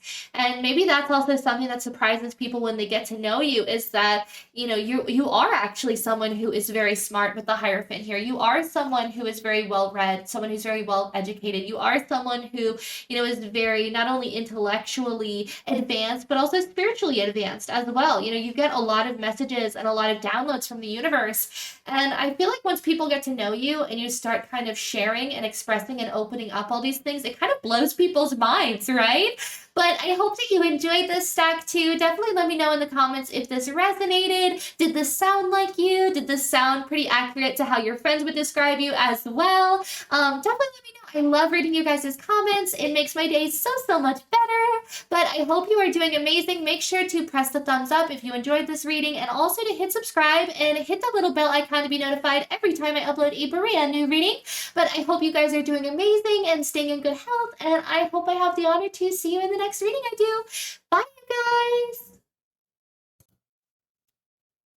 Hello to everyone who chose stack 3. Let's get right into your reading and see how do people view you and what are people's first impression of you. So right off the bat, I love the fact that you chose this Bumbling long pin. I definitely feel like those that pick this pile are very patient. I feel like you take your time. You're very meticulous. I feel like you're also very well planned. I feel like you're someone who, really loves to take care of the little details. I feel like you're someone who believes the devil is in the details. But I also feel like you guys are very deliberate with your words. I feel like you're also very deliberate with your actions and what it is that you put your energy towards. I feel like you are someone who also has gone through a lot of really tough times or a really hard experience, right? For some of you guys, maybe it has been like one hard cycle after another, after another, after another. And I feel like it's almost been exhausting or it's been overwhelming. And I feel like people can pick up on that in your energy space. Now, another thing too is that I feel like for a lot of you guys that chose this pile, maybe you're very short or like shorter than most people are. Maybe you're around like 5 foot or like 5'2" or 5'4", anything below 5'4", right? But maybe you also just feel short, maybe you feel very tiny or very petite compared to most people. And I feel like people would maybe kind of describe you as like being cute or being kind of like a hobbit or being kind of fun sized, right? Which I love. I don't know. I just feel like there's a very loving energy here. Like I feel like people first, when they get to know you, just see you as someone who's very sweet, very cute, very petite, very tiny. I keep hearing like a tiny baby, just like really sweet, just wonderful, right? Now, I will say though that again, I feel like people can pick up on maybe some sorrows that you've been through in the past, or maybe some hardships that you still kind of carry around in your energy space. I feel like you were someone who was almost emotionally scarred or emotionally hurt by certain situations that you went through in the past. And you're still learning how to grow from that and how to evolve and how to keep moving forward with all of this hurt or this pain or all of this trauma that you kind of carry with you as well, right? It's very much reminding me that bees, while they carry around pollen, they can carry a lot on them before they become like really overwhelmed and very like weighed down before they have to go drop off all the pollen that they collected. And I feel like it's the same thing for you guys. I feel like a lot of people would also say that maybe you put a lot on your plate or you have a lot of irons in the fire, you have a lot of things going on in your life. Maybe people would tell you to just kind of slow down, relax, enjoy the view, stop and smell the roses as well. I feel like people would say that you're overworked or you're overburdened or, mentally, maybe you just need a break. Maybe you just need a little bit of a vacation, right? I feel like some of you guys, mental health, maybe you've also been trying to take care of your mental health. Maybe some of the people in this pile that chose a stack, maybe they struggle with depression, and I feel like maybe that's something that, people can kind of pick up on as well, when you're having days where you're not feeling all that great or you're not feeling 100%, I feel like people can really pick up on that.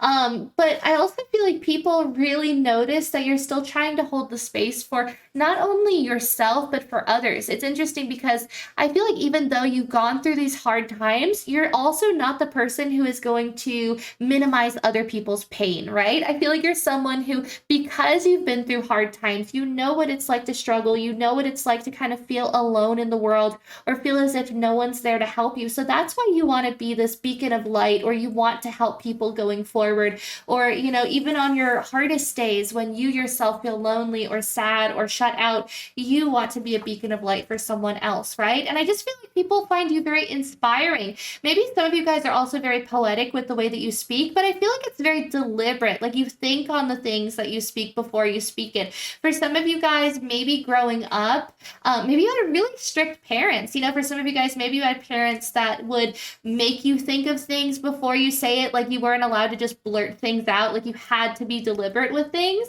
And maybe that's something that you carried on going forward, but you just have a very calming, very at ease sort of personality, right? I feel like people feel very at home. It's a very homey feeling whenever you talk to people or whenever you interact with people as well. Now, going forward, how would people describe you? We have Black Bear, Guardian, and we also have Lynx, Keeper of Secrets. Beautiful. So right off the bat, I will say I wouldn't be surprised if we have like a Scorpio or a Gemini in this pile, maybe even a Libra. I definitely see this like secretive vibe. You're very mysterious to people. And maybe that's also why people kind of want to meet you. They want to get to know you. They find you very intriguing because you have this air of fascination around you, right? Like people are just so intrigued and so enamored by you because what kind of secrets do you know? Like what do you know that they don't, And there's almost this energy as well that you don't allow yourself to just share with anyone, right? So it has to take a very special individual to be able to gain your trust and to get into your secrets, right? To get into maybe even your spiritual knowledge. Maybe you're someone who doesn't talk a lot about politics or religion or, anything that's kind of a hot topic subject. I feel like you kind of stray away from that when you're in the public eye or when you're interacting with other people, maybe even on social media. But then I feel like at home, when you're around your family members or around your friends, that's when you'll kind of like start talking about it. But I feel like it's only for select people. I feel like you're very selective with who you tell all of your opinions or ideas to, right? Now, going forward with Lynx, Keeper of Secrets, it says, take time out from the world and be the observer. Yes, I definitely feel like you have a lot on your plate and people really see you as someone who needs a break, someone who needs to take the time for themselves to recharge and to replenish themselves. Oh my goodness. For some of you guys as well, there's almost this energy of maybe being stuck in a cycle repeatedly, right? Just over and over and over and over again. Because, especially then when I was stuttering, it was just kind of this feeling of I have to break out of it. And I feel like maybe some of you guys, how earlier I was saying that you've experienced a hardship after a hardship, it's kind of been like every cycle has been some form of challenge or some form of lesson. And it's almost like people are picking up on this energy from you that you're ready for something different. You're ready for good luck. You're ready for abundance. You're ready for happiness. You're ready for a cycle that is actually going to serve you something good, right? As opposed to a lesson or a moral of the story. I feel like you want kind of an uneventful cycle in your life to happen. So I just had to pause the video because there was like knocking going on at the other side of my apartment, and I got a little scared and I was like, what was that? And I feel like that directly relates to what we were talking about with how there's always a cycle of something going on, right? It's never just something boring. It's always something that kind of puts you into this fight or flight mode, something that kind of stresses you out or something that worries you. And I feel like, again, like that's the energy that's going on here, is that you have been through so much strife and so much struggle for so long that now you're ready for something brand new, and people can really pick up on that. And I almost feel like people can see in your eyes as well that you've experienced a lot of hardships. And I don't want to say that it's like the sparkle in your eye is gone, but it's definitely kind of like, do you see how dull these eyes are? I feel like this is someone who is experienced. This is the look of someone who has experienced something profoundly life-changing and life-altering. For some of you guys, maybe this is even a near-death experience that you had went through as well that completely changed you, maybe even an ego death, right? But this is something that just absolutely changed who you are as a person, but you're also learning how to evolve and how to continue to grow with all the knowledge that you gained from these situations, right? But at the same time, people can pick up on that. It's almost as if your aura, there's some form of like injury or boo-boo on your aura. I wouldn't be surprised if maybe people look at you and feel like maybe this person needs a little bit of healing, maybe this person as well. Maybe some of you guys struggle with health issues in this pile, and that's something that people can pick up on as well, especially with the eyes. For some of you guys, I feel like maybe going to one of those psychics where they can look at your eyes and they can study it and they can do readings off of them, I feel like that would be really, really beneficial for you guys, just because I feel like maybe there is some form of illness here, a physical illness, or even for some of you guys, there's also like invisible illness. So maybe you have epilepsy, or maybe you have lupus. Maybe some of you guys have like fibromyalgia, but there's definitely this energy of kind of suffering and struggling in silence, and not necessarily letting people into knowing that, but people can still kind of sense it on you, stack 3, right? There's kind of this energy of knowing that you are someone who has experienced this sorrow, but is still continuing forward with a smile on their face and, genuinely doing their best, right? I feel like people have a lot of respect for you automatically. They know that you've been through it. They know that you've experienced some form of tragedy in your life, and it's just your vibe. It's just the way that you hold yourself, right? I had seen this TikTok online where this person was saying that just based on someone's eyes, like they can tell. And I feel like that's kind of the vibe that we're getting here as well. Now, with Keeper of Secrets, it says, take time out from the world and be the observer. Nothing can deceive you when you trust your knowing. You see others' secrets and keep them sacred. Beautiful. In silence and solitude, you will find your strength. Yes. So I feel like you're very much kind of better alone or better by yourself as well. You really love having time to focus on your creativity or on things that you really love. I feel like for some of you guys, maybe you really love fitness, or maybe you really love exercising. Maybe going on long walks is something that's really beneficial to you. But I feel like when people are in your life, I feel like you really do hold their secrets sacred. You are someone who doesn't gossip. You're not someone who spreads rumors or is really messy. I feel like you're someone who is very loyal and very respectful respectful with the information that you get from people as well, right? Especially if you're in a large friend group, or maybe you have a lot of siblings as well. I feel like you're not someone who is going from person to person just like talking. I feel like, again, you're very quiet, you're very reserved, you're very withdrawn into yourself as well. I feel like a few people that drew this pile, maybe you have Cancer placement somewhere in your chart as well, because it's kind of reminding me of like a hermit crab retreating into its shell. A lot of you guys are homebodies, and that's another thing people pick up on, is that you would rather be at home, which same, I love being at home. But with Black Bear Guardian, it says, gentle and wise protector, give me your confidence and power. Help me protect the ones I love. Awaken my intuition and guide me. Yeah, so definitely I feel like people see you as someone who wants to be there for the people that you love, someone who wants to protect others in the way that maybe you weren't protected. Maybe you are going to become a counselor, a therapist, maybe a judge, maybe someone who wants to work in law enforcement, maybe someone who wants to work in like EMS, like as an ambulance person. Maybe you want to be a firefighter. I just feel like there's this energy of wanting to help people, wanting to be there for people. Maybe some of you guys are also working like with children that don't have families, like maybe you work in fostering children, maybe you're someone who helps place children as well into loving foster homes, and you really do your due diligence to make sure that these children have a voice. But I feel like you're really all about protecting people and giving them the protection that you yourself did not have, either growing up or throughout these really tough cycles in your life, right? But definitely people see you as someone who's very trustworthy, very sweet, and very connected with spirit, right? They also see you as someone who gets along with anyone that they meet. I feel like you're very adaptable to any situation as well, and you evolve very easily.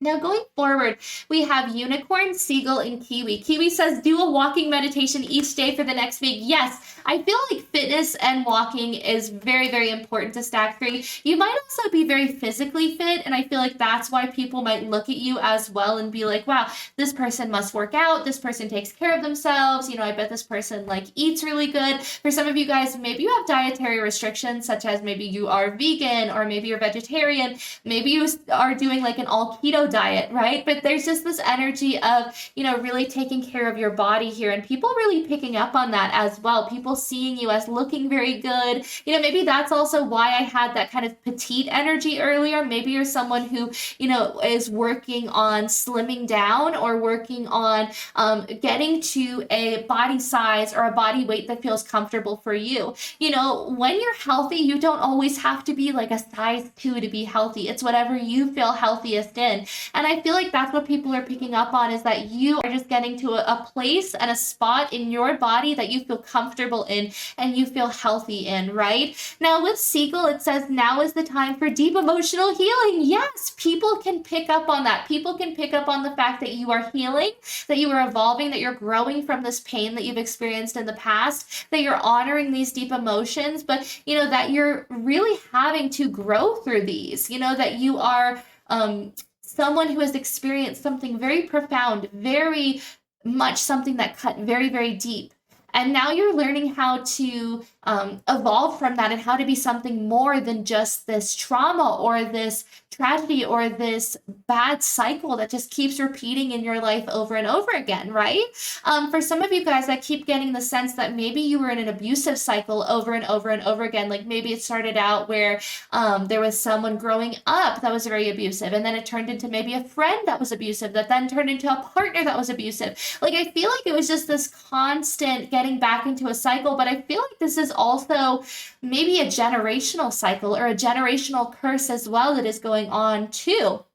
It could be that the majority of the women in your family, or even men as well, either or. I feel like there is like some form of line or genealogy of people in your family that have either been abused or that have experienced some form of trauma that you are now kind of experiencing the same cycle of. And it's something that has followed throughout the generations, and it's really interesting because they talk about how you are the emotions and the feelings and the anger. You hold all that from your grandmother and from your mother. So any traumas that they've experienced inherently become yours as well, for you to have to grow from, for you to have to resolve and to have to deal with, right?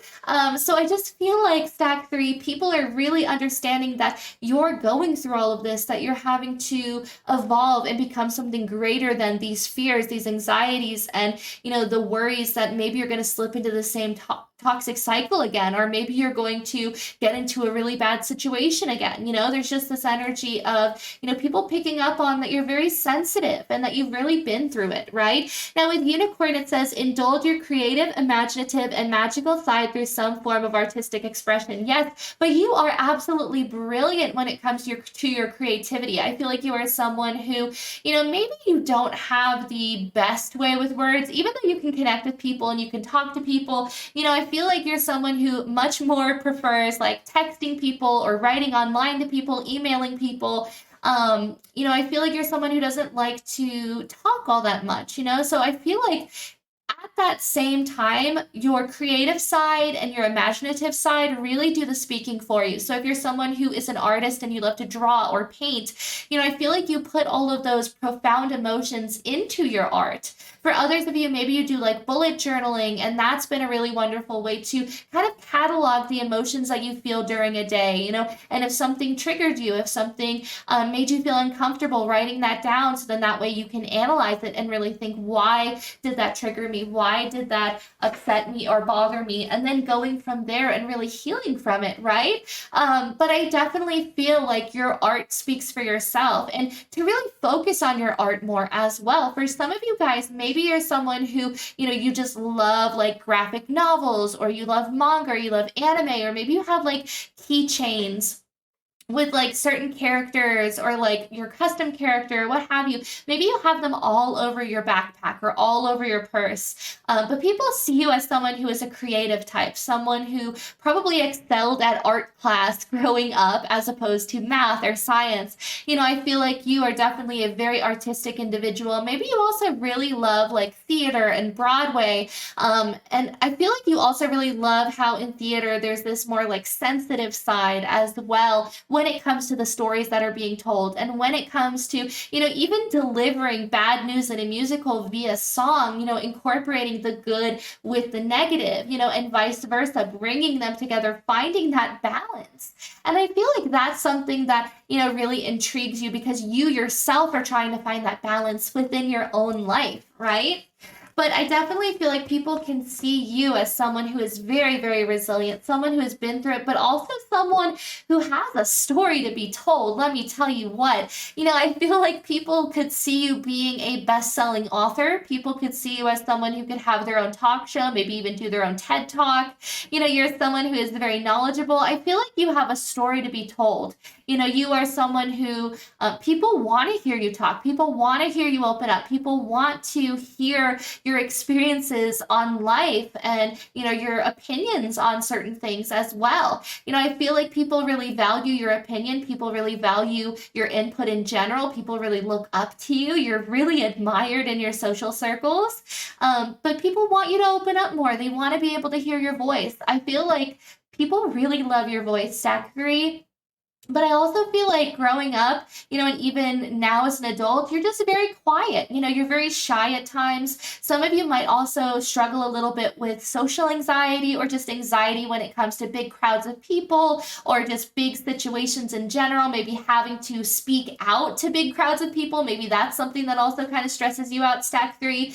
But I feel like people getting to know you will definitely say like they would have loved to know your story, because you're such an interesting and intriguing individual, and it just like piques their interest. They want to know more, right? But with the number 25, Fairy Wren, the number 25 would be the number 7. It talks about indigo children. I definitely feel like you were an indigo child growing up. You were very spiritually aware. You were someone who innately knew something from spirit, whether that is having deja vu, or having prophetic dreams, or just kind of having this sixth sense, right? I definitely feel like you guys experienced that, and that also made you very unique to other children or other people your age. Now, I will also say too that you have your own way of doing things, your own way of processing traumas, processing big emotions, handling things, handling emotions. But I feel like it's in ways that make sense to you. It doesn't have to make sense to anyone else, right? Now, also, I feel like you're someone who, tends to go down the path less traveled as opposed to the safe, kind of straightforward path as well, right? And I feel like it's again because maybe for some of you, that's all you've really known is this kind of tumultuous path where there's always something going on. So now you're just sort of like, well, this is kind of normal, right? If anything, I feel like maybe you would finally get a cycle where it's calm and it's kind of boring and you're like, what's going on? Like, excuse me? Like, I feel like you'd be even more on edge, right? But with Fairy Wren, it says spontaneity, vibrancy, support, and the muse. Beautiful. So I definitely feel like you inspire a lot of people. Maybe you also make other people want to express their creativity and express that artistic side to themselves, right? With spontaneity, I feel like people want to see you become more spontaneous. They want to see you kind of just burst out into song, like how we were talking about in musical theater, like how you love that. I feel like people would love for you to just kind of, express yourself in the moment, to open up, to not care what others think. I feel like there's this energy of kind of silently judging yourself as well, Stack 3, or at least that's the impression that people get from you, is that you're a little bit uncomfortable. I feel like there's also this kind of fidgeting with your clothes. Even though you might wear like very modest clothes, I see you kind of straightening it, fidgeting with it, like pulling at it, making sure that it's like, it's all straight, kind of fiddling with everything. Maybe even if you have jewelry on, kind of like twirling it around out of nervousness or out of anxiousness. And I feel like people kind of see that fidgeting, right? But they would definitely say that you are someone who's very vibrant. You have a very beautiful aura about you. You are someone who shines very brightly like a diamond. You are someone who is absolutely gorgeous on the inside and out. They just want to see it expressed a little bit more, right? They want you to be able to feel comfortable to scream from the rooftops who you are. I feel like people who meet you, they want to know who you are. They are so intrigued by you. And maybe some of the people who meet you as well think that you're someone who is just very well to do, very well put together, maybe even very rich as well, even if you might not be. I feel like that's just kind of the energy that you give off. But people just feel like you're a very important person, right? That they want to get to know. They really do feel like you have some form of secrets or some form of knowledge that they need to know, right? Now, going forward, we also have the number 31, Groundhog Spirit, time to let go. Oh my goodness. Yeah, so definitely people feel like you're holding on to negative emotions or, past traumas or past cycles way too tightly, that maybe you are kind of stuck in these cycles or stuck in these harsh energies. And, I'll be the first one to say it is really hard to heal. It's not as easy as people think. Like, it's not just you wake up one day and suddenly you're fine. This is something that you will live with potentially the rest of your life, but you have to learn how to deal with it in a healthy way. You have to learn how to nurture your heart, how to take care of yourself, and how to grow from it. And for some of you guys, there's also this energy of finding forgiveness, not only for the situation, but for yourself as well. Maybe being harsh on yourself. For those that pick this stack, I feel like maybe people can pick up on self-deprecating thoughts, or the fact that, you kind of make yourself the butt of the joke, or maybe you are, just uncomfortable or not as confident as other people, right? There's kind of this energy of hiding yourself away from other people, again, like a hermit crab, just going into your shell, withdrawing. And, I feel like you almost worry that maybe you come off a little boring to people, but, people are so intrigued by you. They want you to open up more, and maybe there's also this fear that if you do open up, if you do mention something to someone, that you'll come off as weird, or, maybe people will think you're strange, or people will think you're boring, or, there's all these what ifs. What if they think this? What if they think that? And people that meet you, there's there's very much this air of you are way too overly critical of yourself, and you are very, very shy. You know, people again think that's really cute. Maybe that's also why we had the kind of petite vibe earlier, because you kind of withdraw into yourself, you kind of sink into yourself as well.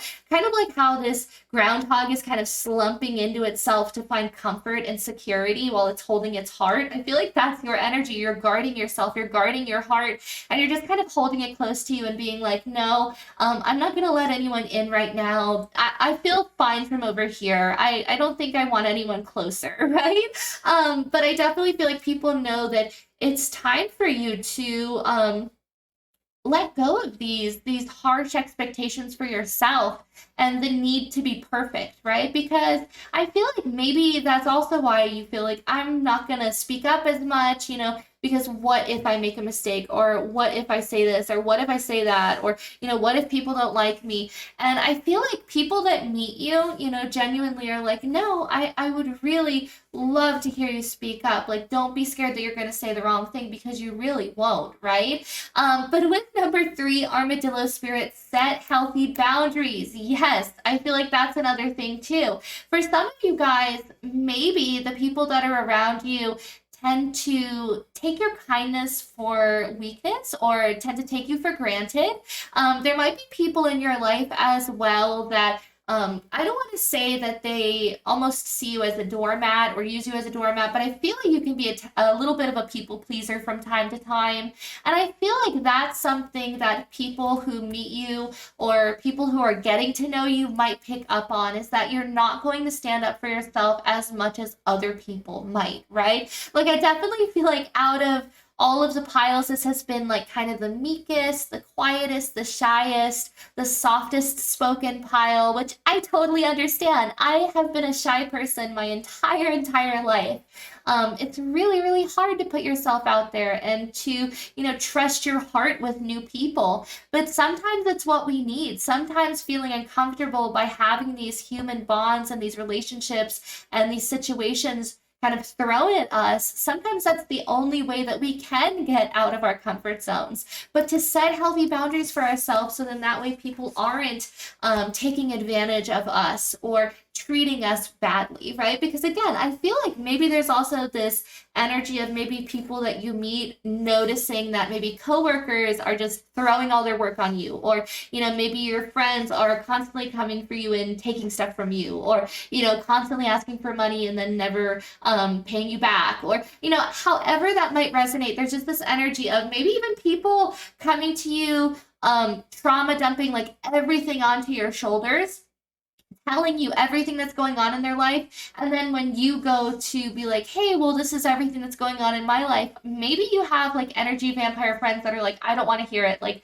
that's enough. I got to go by. Like, they don't stick around to hear you out, you know, and maybe that's also where this kind of silenced energy came from, stack 3. But going forward, how else do people see you when they first meet you and are first getting to know you? So we have the Death card, the 7 of Wands. Yes, I just had to count really quick. I was like, 7 of Wands, right? And the King of Swords. So the 7 of Wands talks all about defensiveness and really fighting for what it is that you want, especially against like negative critics or other opinions. You know, I also feel like too, with the 7 of Wands here, that this might also be just fighting with your own worries, with your own anxieties, with your own fears, with your own mind, right?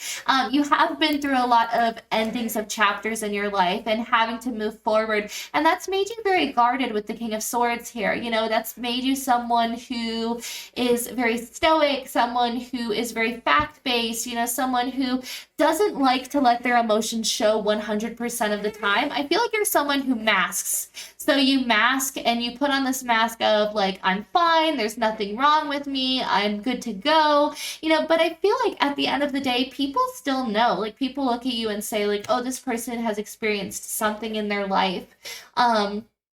And it's interesting because I feel like it's just intuitively, even the most non-intuitive, non-spiritual people, I feel like still pick this up, and I feel like they get this energy from the fact that you're kind of guarded. The King of Swords always has his sword up, kind of like, yeah, come over here and see what happens. It's a very, very defensive energy. It's not open. It's not warm.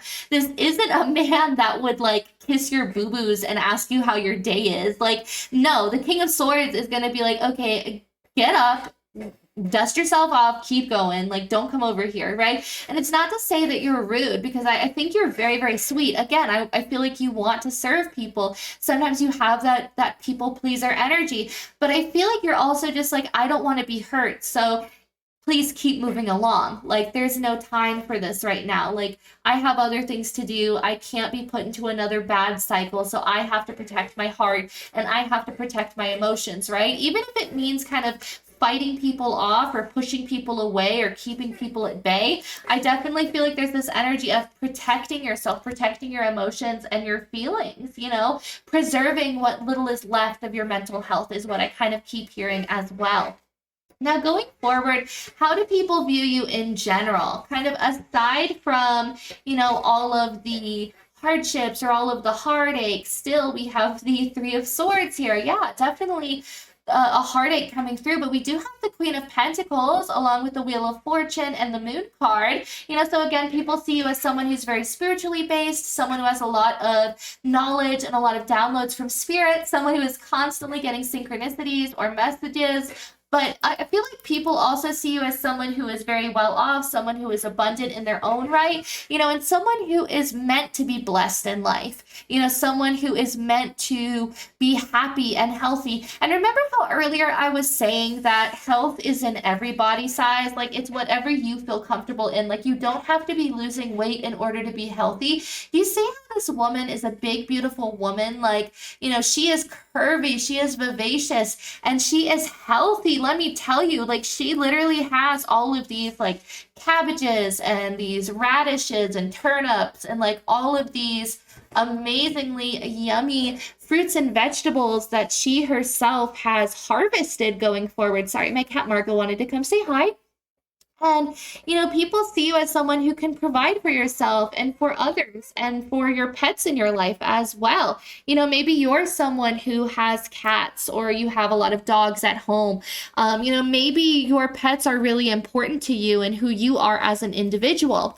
With the Wheel card as well, I very much feel like people can pick up on the fact that you've been through a lot of cycles closing in your life, a lot of chapters ending, and maybe it's also been because of the universe kind of putting an end to these cycles or putting an end to these hardships or these tougher energies, right? Now, also with the Wheel of Fortune, people can see you as being very lucky, or, at least that you might be stepping into some luck very, very soon if you can kind of get past this sorrow in your life.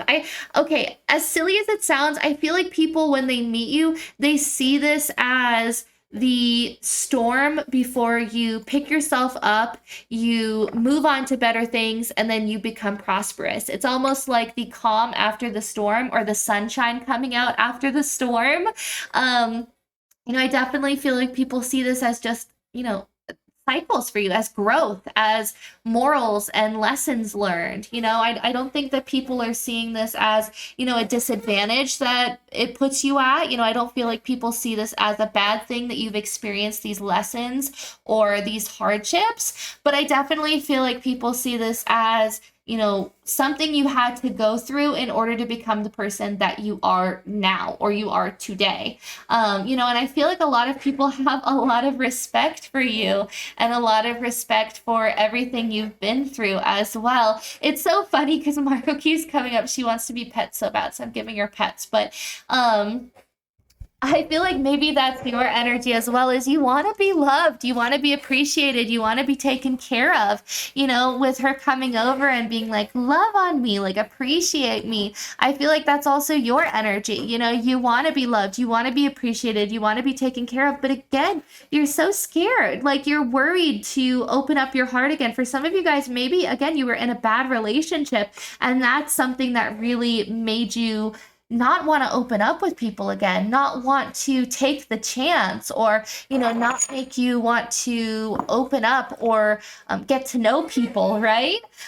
Because it almost feels like as soon as you give your heart to someone, that maybe they're just going to break it, that nothing good is going to come from it. But I really do feel like people see you as being in kind of like your dark night of the soul, right? Before you get to the calm after and the happiness after, they see you as kind of in the home stretch, so to speak.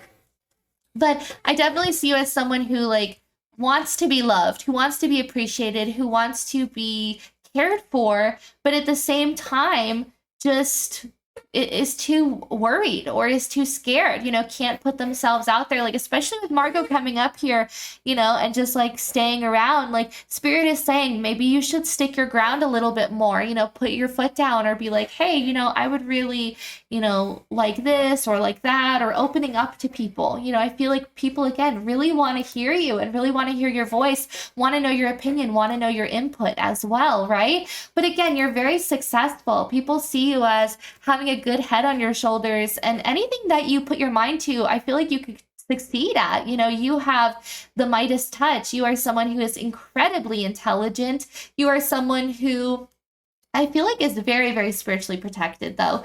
So going forward onto your next few cards, these are going to be talking about how your friends view you. So going forward, we have the Six of Chalices in the reverse, the Ace of Wands in the reverse, the Ten of Swords in the upright. Wow, didn't we just have the Three of Swords as well? Yes. So, and the King of Swords as well. So we have a lot of swords here, very much kind of an energy of brutal defeat, right? With the Ten of Swords, it's like the end of a chapter or a cycle that's very abrupt, and maybe even something that you didn't think would end, or that you, maybe it was a long time coming where it was just a constant amount of anxieties and dramas and worries, and then finally there was this abrupt end, right? But I definitely feel like your friends have seen you struggle for a long time, and I feel like you have barely kept your head above water and barely kept yourself going, right? There's definitely this energy of feeling bound up, of feeling kind of betrayed by your past as well, because with Fenrir here in the Four of Swords, Fenrir was literally just told, hey, let's play this game, and if you can break out of these chains, then you get X, Y, and Z. And then when they upgraded his chains to the ones that couldn't be destroyed, they all just basically were like, okay, well, yeah, if you can break out of these chains, you don't have to worry. And Fenrir had said, okay, well, I need some form of sacrifice in return, like if I can't break out of these chains. And I definitely feel like that's kind of the energy here, is feeling betrayed because you felt like you were put in a position where then you were stuck. I don't know if you were like you felt like you were stunted, like whether that is successfully stunted or emotionally stunted or spiritually stunted. There's just this energy of feeling betrayed, feeling as if someone did you really dirty, and having some form of trauma from that, right?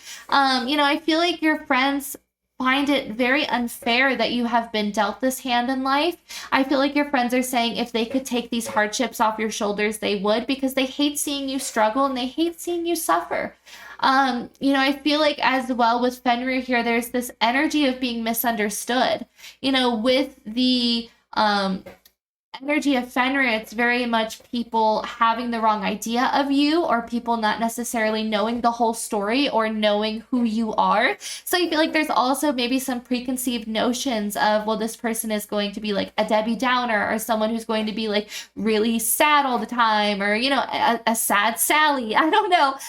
But, I definitely feel like there's this energy of people misjudging you, and, people not understanding you or understanding your feelings or your thoughts, and just feeling like you can't even speak. Notice this blade right there in his mouth. I definitely feel like you yourself feel as if you can't get these thoughts across, or if you can't express yourself or express your feelings or your thoughts, even to your friends, even to those closest to you, right? It's just this energy of not necessarily feeling safe anywhere and having to rebuild your safety net for yourself. So going forward, How do your coworkers view you if you have coworkers? If you don't have coworkers, you can go ahead and skip to the last card. This is just going to be talking for anyone who has coworkers and wants to know what they also think of them. We have the number 14, Temperance, the Two of Swords, and the number 20, Judgment card. Yes. So right off the bat with Temperance, this is finding patience in a situation, learning how to temper all sides of yourself, bring all of your energies, all of your emotions into one as well. It's kind of talking about bringing two liquids and kind of distributing them and mixing them, so then that way they become one cohesive liquid or substance. And I feel like that's very much what you're doing here, because you're on your healing journey, right? You know, I feel like you're someone who is still evolving, you're still healing from all of this trauma, all these hardships that you've experienced. And your coworkers can very much pick up on that. I feel like they are kind of holding a space for you or wanting to give you a little bit of leeway, because they know that this has been really hard for you. They know that you are having to start over from scratch. They know that you are having to deal with a lot of really complex emotions, a lot of really complex situations as well, and feelings. So I really do feel like there's a lot of leeway or a lot of space that maybe your coworkers afford for you, or maybe they want to give towards you, but there's a lot of understanding here. And it's funny because in a way, I feel like some of you guys feel as if your coworkers don't understand you or they don't like you. And I feel like that couldn't be further from the truth. I feel like they really do like you. You know, I feel like you have a lot of positive emotions towards you, even though you yourself are very worried about it or are very scared that people find you strange or that you don't belong, but you very much do. You do belong there, right? And I feel like it's only a matter of time before you yourself see that as well. But I feel like people, especially your coworkers, when they see you and when they've gotten to know you, you know, they realize that you're on your healing journey, you know, and that it's only a matter of time until you yourself start to feel comfortable again, right? But, you know, I really do feel like they're holding the space for you. So in general, summed up, the rune that would kind of talk about your energy is Thurisaz. Now, the interesting thing is that we have Fenrir over here, and then Thurisaz is basically talking about a sort of chaotic energy. It can sometimes represent Loki. I love to see both this card and Wunjo as being representative of Loki, right? But with Thurisaz, this is very much talking about a thorn, you know, and a thorn on a rose. Sometimes the most beautiful things and the most beautiful lessons, the most beautiful gifts in our lives can come with something sharp and something harsh, such as a thorn, right? I mean, every rose is absolutely gorgeous, so breathtaking, and it is such a beautiful symbol of love to receive it from someone. But at the same time, roses are also very sharp, right? The thorns can hurt you, and especially if you're holding on too tightly to them. And I feel like that's the overall energy that people pick up on here for you, Stack 3. Maybe you're holding on too tightly to the past, or onto high expectations for yourself, or onto unrealistic expectations as well. But I definitely feel like you are learning how to step into your power. You're learning how to heal. You're learning how to step into your confidence as well. For some of you guys who are really working in sexual healing as well, you know, maybe there was a lot of guilt in regards to how you expressed yourself sexually, or like how you expressed yourself in regards to your body as well. For some of you guys, maybe you dressed very modest, and, you know, maybe you dress modest because of this. You know, maybe there's a lot of guilt with showing different parts of your body as well. But I feel like you're really embracing yourself, embracing what it means to be you, and embracing all of these complex sides of you as well, and complex sides of your identity and what you've been through. But I feel like Spirit, and also the people around you, everyone that you meet that has contributed like these thoughts, I really do feel like they're saying you are more than your experience. Like, yeah, this wolf right here is literally standing on these thorns and on these roses, but that doesn't make this wolf a thorn and a rose, does it? No, it makes it a wolf. It's a wolf standing on burning thorns and roses. That's it. You know, and I feel like that's what people around you would say to you, is that you're more than these hardships, or more than these limiting beliefs, or more than these anxieties make you believe you are, right? So I hope that you enjoyed this, Stack 3. Definitely let me know in the comments down below what you thought of this, if this resonated, if this sounded like your energy. Of course, this was a heavy reading, so if it didn't resonate, make sure to go check out the other piles.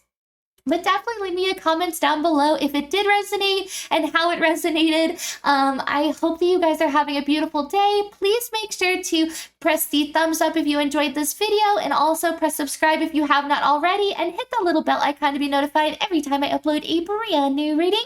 But I hope you guys are doing amazing and staying in good health, and I hope I have the honor to see you in the next video I post. Bye, Stack 3!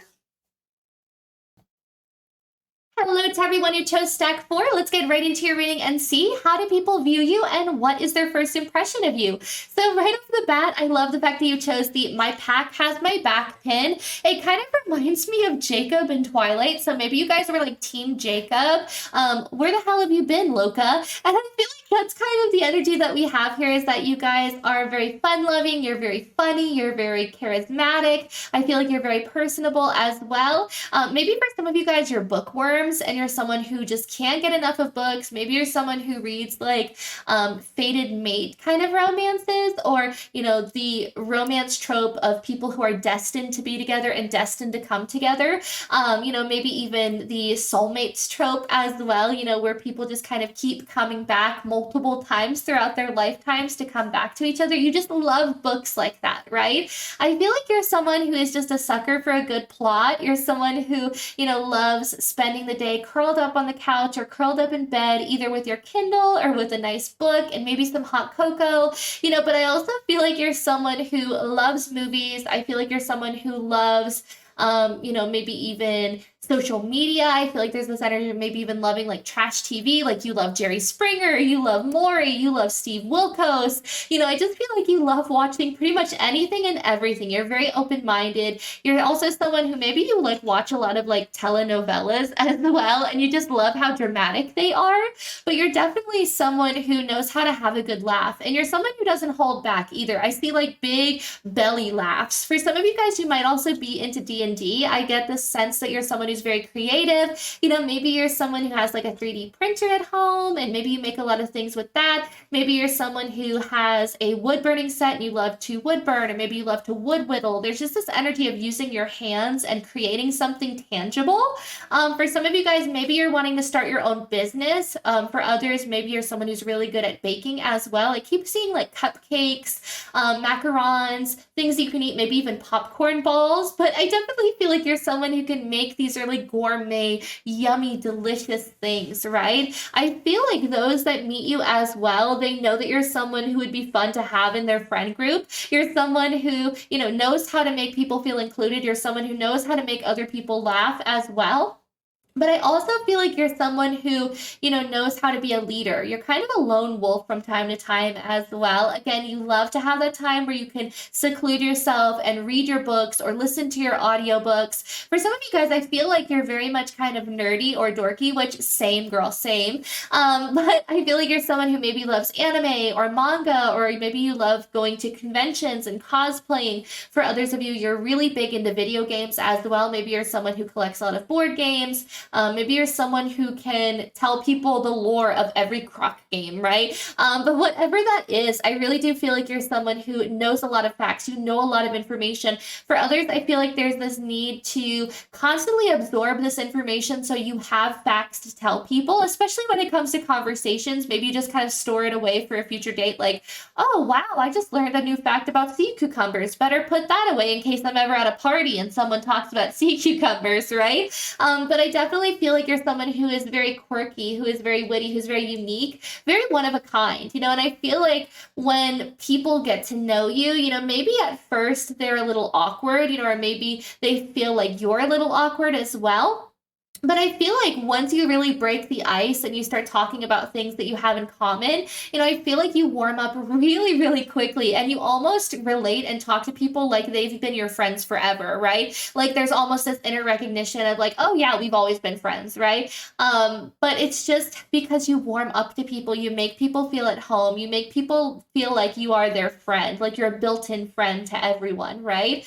There's also this sense as well that people can come to you for advice advice or, for help. I feel like you're someone who would protect others. Again, my pack has my back. I feel like you feel protected with your friends and you would protect your friends as well. For some of you, I feel like maybe you have a lot of animals at home. Maybe you have dogs. Maybe you're someone who has a lot of cats as well. But I definitely feel like you're well protected, especially in regards to spirit. I feel like your ancestors watch over you very, very closely. And maybe that's also something that people can detect is, there's this energy of being protected and being watched and being taken care of. So going forward, we have Puffin, partnership, Hawk, messenger, and Heron, patience, beautiful. Okay, so these are more descriptors of what people would say about you upon first meeting you. So with Puffin partnership, people really do see you as someone who would be a great partner because you're so much fun. I feel like you could be someone's partner in crime.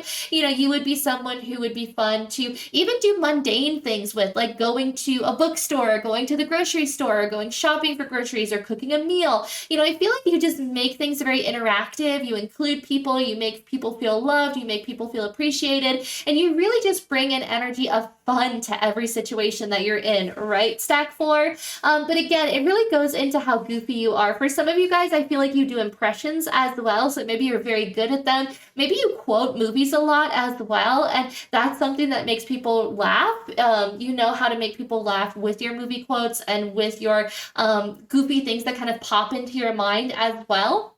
But with partnership, it says, accept yourself and your colorful personality. Feel confident about being you. And I very much feel like you are, even if other people don't like it or don't like your vibe, you're just kind of like, I don't care. Like, I'm at a point in my life where I love who I am. And, I want to express the things that I love, regardless of if that's adult or not. I feel like you're someone who, maybe you like My Little Pony or things like that, and you're just sort of like, what's the problem in liking these things? What's the problem with being connected with my inner child, and doing things? I'm not hurting anyone. I'm literally just minding my own business, having fun, right? And that's why you're just sort of like, I don't care what other people think. I'm just vibing, right? But it says you are a joy bringer. Let your community nourish and protect you. Ask for help. Teamwork will give you the best results. Yeah, and I definitely feel like maybe as well, you're someone who never asks things of your friends or of the people around you. It's almost as if you don't want to burden people. You don't want to make people feel overworked or feel like they have to do something. So you take on a lot of the responsibilities. I also feel like maybe you're someone who your friends wish that you would open up to them a little bit more, or drop your guard with them a little bit more, because I feel like you have kind of a chaotic energy where you're constantly either going and going towards the things that you love, or you're focusing in on your friends and family members, but focusing on how they feel. Maybe they'll ask you like, how are you doing? And you're like, no. How are you doing? Right? Like, let's talk about you. Like, let's ask how you're doing. Right? And I feel like your friends and, people even who meet you are like, why don't you open up a little bit more in regards to that? Because I feel like, again, you're someone who takes on a lot of responsibilities. Maybe you have a lot of animals at home as well. And, maybe that's something too, that you have a lot of fur babies to take care of.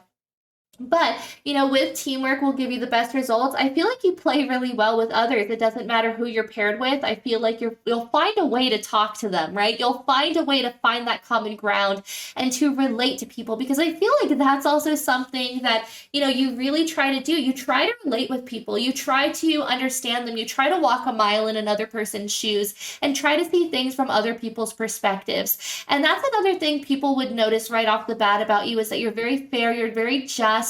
You're not someone who's going to pass judgment on others, even though you watch a lot of like trashy TV and, maybe really silly things. Maybe you watch like Twitch live streams of like speed dating or something even.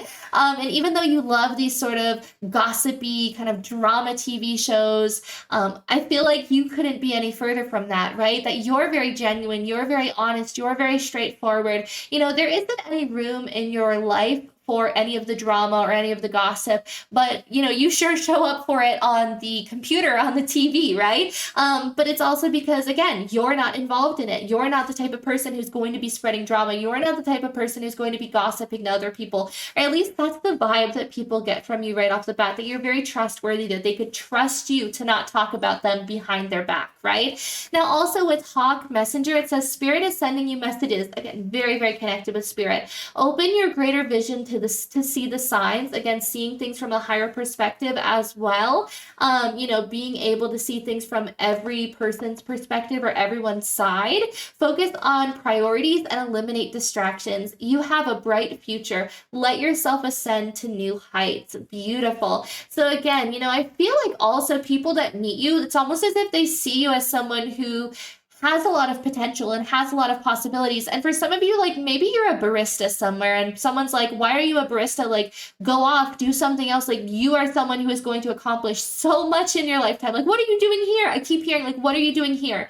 And I feel like people kind of put this really high expectation on you. Maybe you also grew up in a family that had a lot of high expectations about who it is that you need to be or what it is that you need to be doing, and now you're just kind of like, no, I'm just going to do my own thing. For some of you guys, maybe you have like dyed hair, like maybe you have highlights, like blue highlights or green, or, maybe one side of your hair is like, black and one side is pink. There's just this energy of being very unique in the way that you look, in the way that you present yourself as well, kind of sticking out from the crowd. But this is also something that people see as very unique and something that people very much value, right? But with hair and patience, create a place in nature's stillness and be renewed. Take time alone to find balance. Step confidently towards your purpose, and patience will bring you rewards. So again, you're a very patient person. People really do see you as someone who, doesn't mind taking your time in order to get things done. You're very meticulous. But also, again, going back to that kind of a lone wolf energy, you aren't someone who is going to shy away from having some alone time either. I feel like you very much appreciate your alone time and any time you can get to just kind of reflect and to meditate and to relax. But I also feel like maybe people who meet you, maybe they see you as someone, again, like, why are you here? Like, you should be off doing other things. Maybe some people see you as just kind of cruising through life, right? And not necessarily jumping into action or jumping towards the career that's meant for you. Like, maybe some of you guys already have your degree, but you're not even in a career where you're utilizing it, right? And it's not to say that you haven't applied. I feel like a lot of you guys have. It's just the state of the economy or the state of the world, right? Or the state of the country. And I feel like going forward, maybe that's also what people pick up on is like this wasted opportunity of like, what are you doing here? I just keep hearing it. But again, I feel like you're someone who is meant to spread their wings and fly and take flight, right? But you're meant to shine no matter where you are as well. And people very much pick up on that. They also see you as someone who, holds the space for others to grow and to evolve and change as well. You're not someone who rushes things. You're someone who very much believes that the universe will take its time and things will happen and evolve in the time frame that it was meant to be in, right? So going forward onto your next few descriptor cards, we have Meerkat. Get supported from a trusted group of like-minded friends. Your pack has your back, right? With Humpback Whale, it says music is essential to your healing and well-being, whether singing, playing an instrument, or listening. And we also have Condor. You're too enmeshed in the situation, so step back and see the bigger picture before making any decisions or taking action. We have two cards that are directly talking about that have the same imagery. So again, I feel like people see you as someone who can take inventory of a situation before they act, who can take in every scenario and say, okay, well, this is how I'm going to proceed. This is how I'm going to handle this situation. And especially with Condor as well and Hawk, both of these birds are kind of birds of prey, right? Very dedicated, very determined, very fast moving birds as well. And I feel like you're someone who is not only very fast moving, but also kind of an opportunist, right?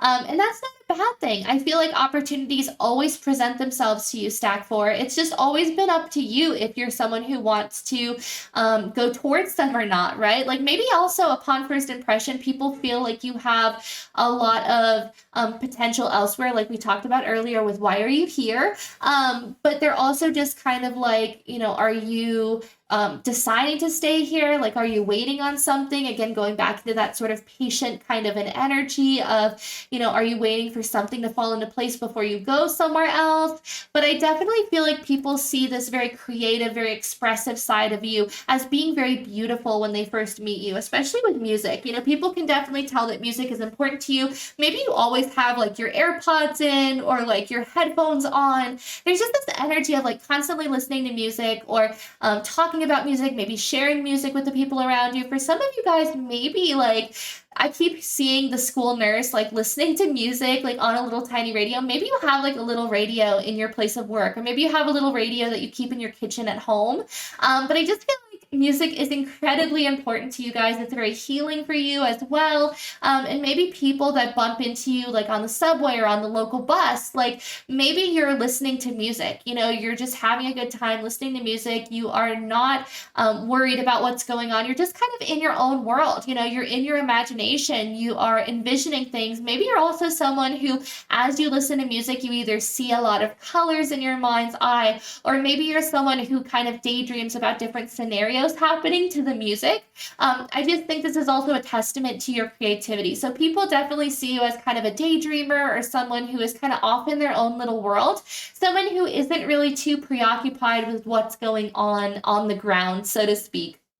Now, another thing too, maybe you guys are really invested in books, like you'll go to book signings, you're someone who would wait in line for these types of things, you're someone who, you know, you just really, really love your hobbies. You're very passionate about the things that you love. And I feel like you would even like miss work in order to go to these events or in order to go towards your creativity or your creative side. And I feel like that's also something that your friends very much support you in. People that are just meeting you think that you have a really big community behind you. You know, people think that you must be really well supported by friends or family members, you know, especially since you are so sweet, you are so quirky and so funny. You know, I keep kind of also hearing like the manic pixie dream girl sort of a vibe where someone's kind of like ethereal, but also quirky and kind of different from everyone else, right? I feel like that's very much your pile stack 4. But going forward onto your next card, let's grab one more descriptor, and that is number 45, Black Cockatoo. Again, you're someone who is very good with finding common ground with other people, having conversation, very, very personable.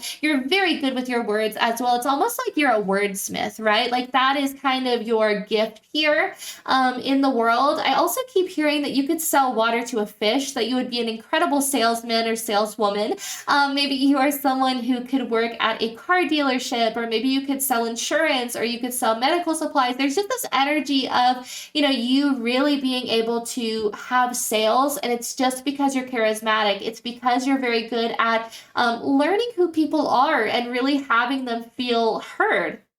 Now, another thing too, with the number 45 being the number 9, I feel like you intuitively, I don't want to say you scope people out, but stack 4, there's almost this energy that people that talk to you or people who first meet you almost feel like they're being stalked out. But it's because you're taking inventory and you're saying like, how can I relate to this person? What do me and this person have in common? So maybe you're scanning them, maybe you're looking at what they're wearing, maybe you are taking in their overall vibe, and then you're like, oh wow, do you like Jujutsu Kaisen? Like there's just this energy of you just bringing something up and just seeing if they like it, right? And just waiting with bated breath, a lot like a child on Christmas Day, like their eyes all big and they're just kind of standing there like, do they like that as well? But I feel like people think that's really funny. With Black Cockatoo as well, herald confidence, companionship, and communication. Again, very good with communication.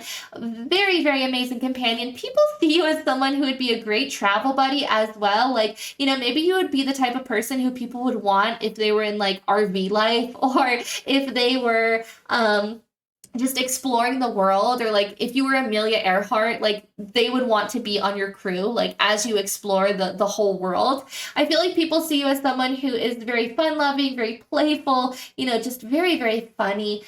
Someone who's also very creative. I feel like you come up with a lot of outside of the box ideas as well. Like maybe you say a lot of things that you think in the shower, like maybe you have very profound thoughts and then you share it with people. Like maybe you're like, hey, if we touch water, like, is it really wet? Like, do we feel it when it's wet? Like, what is that sense? Like, I just feel like you have really profound thoughts and really deep questions that you ask people, and people are just sort of like, what, Rebecca? Like, it's literally 6 in the morning. It's 6 a.m. Stop asking me these things. But I feel like you're someone who just has a lot on your mind as well. I feel like you're someone who constantly has millions of ideas rushing through your mind, and maybe you're someone as well who maybe even has like ADD or ADHD as well. But I definitely feel like you're someone who just has a lot of ideas swirling around at once. So it's kind of hard for you as well to kind of focus on one thing at a time. You're very used to multitasking. You're very used to doing multiple things at once. So while most other people might feel a little bit tired or exhausted looking at you multitasking, I feel like you very much have it down to a science, right? It's very easy for you. But you're also someone who's very confident, especially when it comes to connecting with people. You're very much like, yeah, okay, whatever. I also feel like you're someone who is a singer. Maybe you collect records, as we do have these cute little speakers here.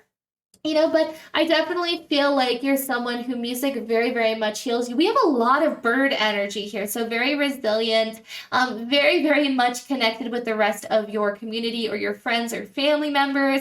There's very much this fragility as well, where you put on a brave face and you put on a brave face around everyone that you meet. But at the same time, maybe you're someone who feels very, very strongly. You're someone who has a lot of emotions, and I feel like you really honor them and express them by listening to music or by playing music. Some of you guys, maybe you play the clarinet, maybe you play recorder, maybe you play literally tuba. But there's just this energy of whatever it is that you do. I feel like music is just very, very conducive to your spiritual energy, to your growth as well. I can't say how many times music has probably saved you guys in Stack 4 as well, but I feel like people even see you, and maybe that's also the reason of why people are like, why are you here? Because maybe you just come off as you should be a musician, or you should be someone who is in the limelight. You should be a celebrity. It's just the way that you carry yourself as well. People are like, this is someone who's going to be very well to do in a few years. This is someone who's going to be almost untouchable. This is just kind of like, maybe people feel like you just need to open the floodgates. You just need to take that step forward and kind of express yourself to the public. But you are someone who's very, very talented, especially with the number 41, Nightingale Spirit, love is all around. I definitely feel like you spread love with other people as well. As well, for some of you guys, maybe you decided to start a TikTok, for maybe you post music, maybe you post inspirational videos, maybe you post animal videos. But I feel like you do that because you want to spread love as well. But with the number 12, Canary Spirit, sing your own song. I definitely feel like you are someone who does things in your own way. You are someone who is your own person. You are an individual. You are unique. There is no other person in the galaxy like you. And I feel like people really pick up on that immediately upon meeting you.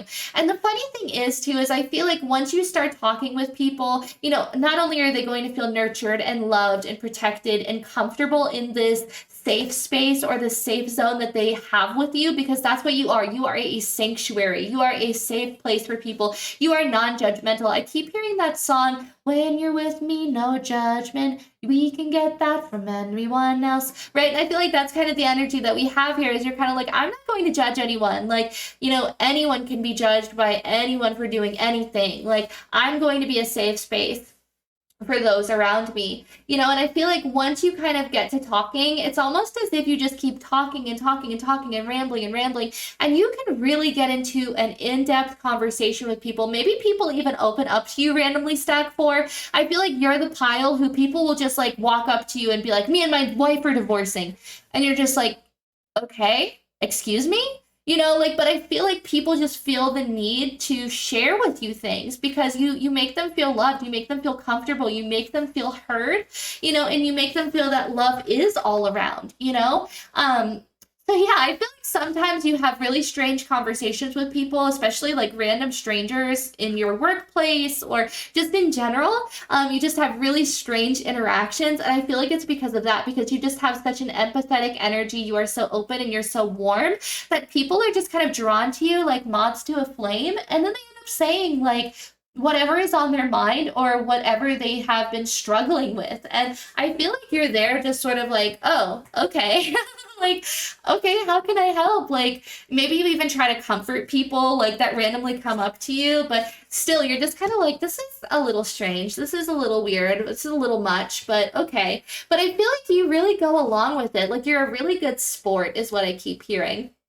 Now, going forward, how else do people see you? Okay, so we have the Seven of Chalices and the Ten of Swords here. So, you've definitely experienced your fair share of pretty terrible endings, uprootings, maybe even betrayals by people or situations that you felt like you were pretty comfortable in.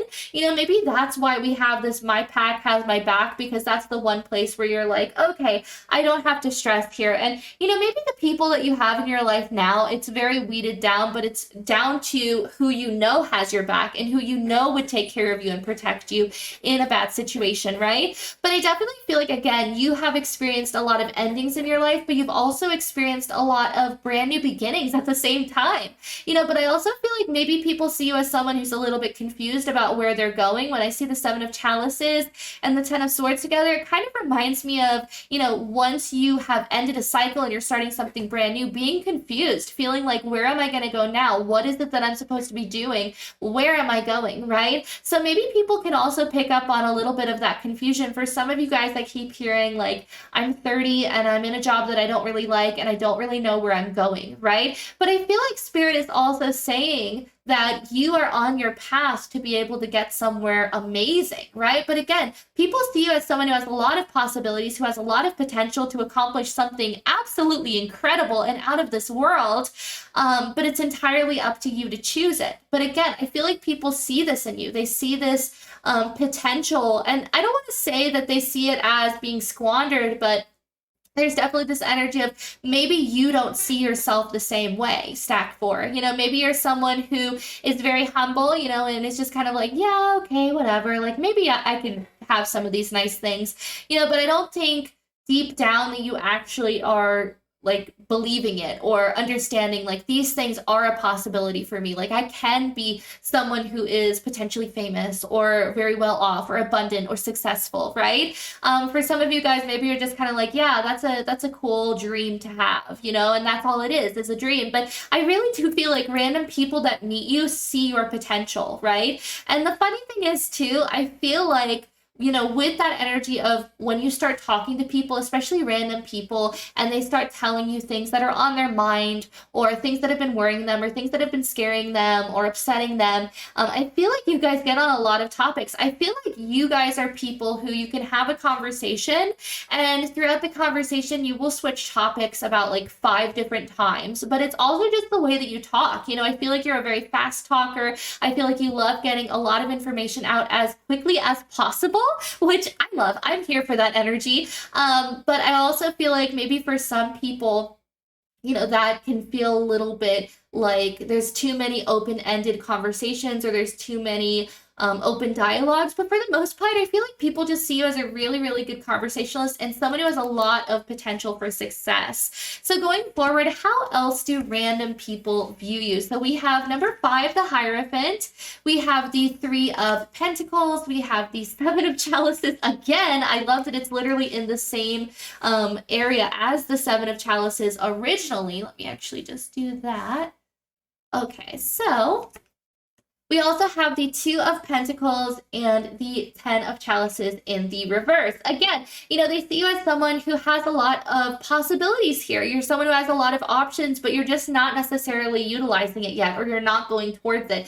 With the 10 of Chalices in the reverse, it very much reminds me of people see you as someone who hasn't reached their end goal yet or hasn't reached the end of their story. You are still at the beginning of your story. You are actively writing the story for yourself as well. Again, I think that you're just here enjoying life and enjoying the world, enjoying, the books that you can read, enjoying the knowledge that you can gain, enjoying different worlds in different fantasy books.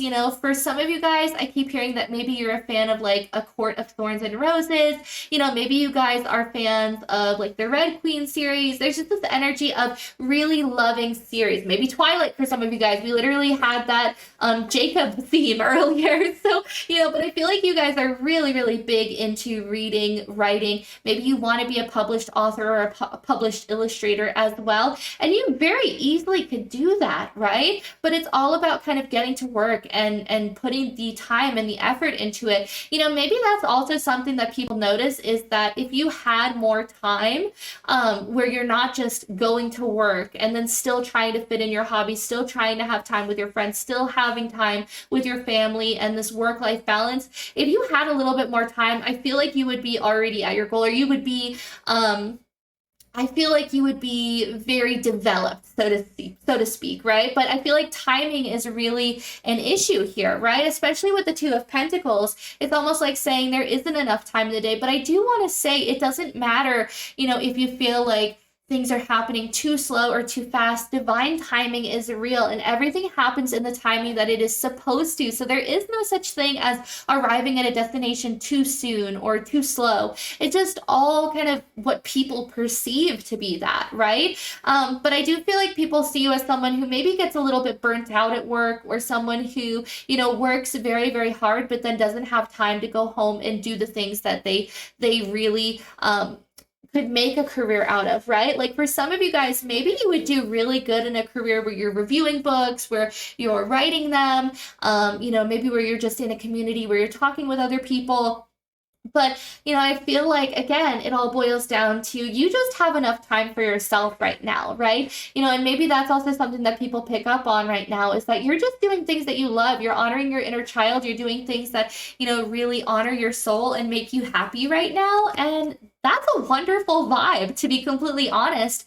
I kind of hear that you're someone who is self-serving, but not in a bad way, right? It's not like it's out of ego. It's more out of, maybe you're someone who experienced some form of trauma, or maybe you have had PTSD, right? And now you're at a point in your life where you're like, no, I'm going to do things that I love. I'm going to do things that nourish and nurture my soul, because I deserve it, especially after coming out of tough situations, right? But I definitely feel like finding balance is something that people kind of notice about you, is that you need some form of balance or some form of equilibrium here in regards to your work-life balance, or, even when it comes to maybe being a multitasker, right? Maybe you just have a lot of irons in the fire. You have a lot of things on your plate, and people are saying like, it's okay to just kind of focus on one thing at a time, right?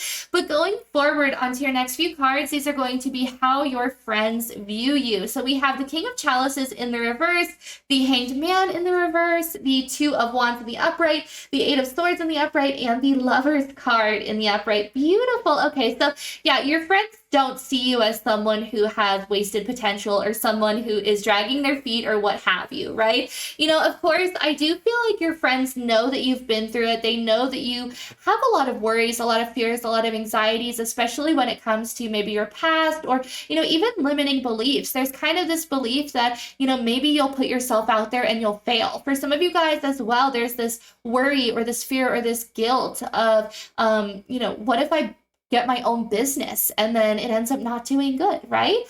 For others of you, there's this kind of like survivor's guilt of, well, my family members or my ancestors never had the same luxuries or the same privileges or the same abilities to have a business of their own as I do. Maybe there's a little bit of guilt there. Maybe that's also what's kind of holding you back.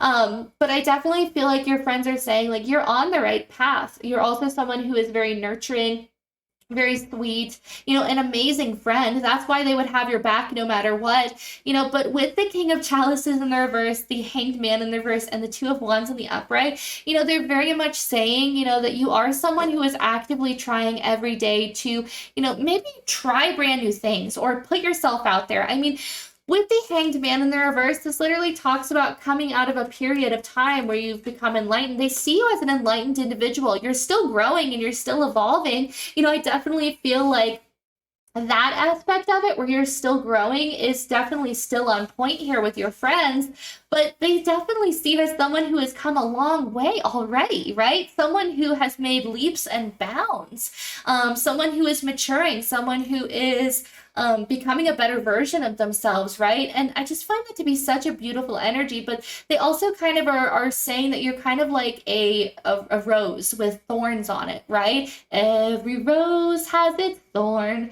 And I feel like even though you're very beautiful and you're very sweet and you're very kind, I feel like there's also this maybe like I don't want to say you have kind of a temper or there's a little bit of anger here, but I feel like whenever you're a little bit overwhelmed or overstimulated or, a little bit overstressed, I feel like there's this quick anger or this quick frustration that kind of builds up, because even though you're a very patient person, I feel like when you become very overstimulated or very overworked or overstressed or overburdened, I feel like it's easy to kind of forget yourself. It's kind of reminding me of those Snickers commercials where they're like, you're not you when you're hungry. And then your friends are very much saying like, you're a great friend. Sometimes they just have to pull you out of that vibe or pull you out of that energy, where you're stuck in your thoughts or stuck in your head or stuck in your worries.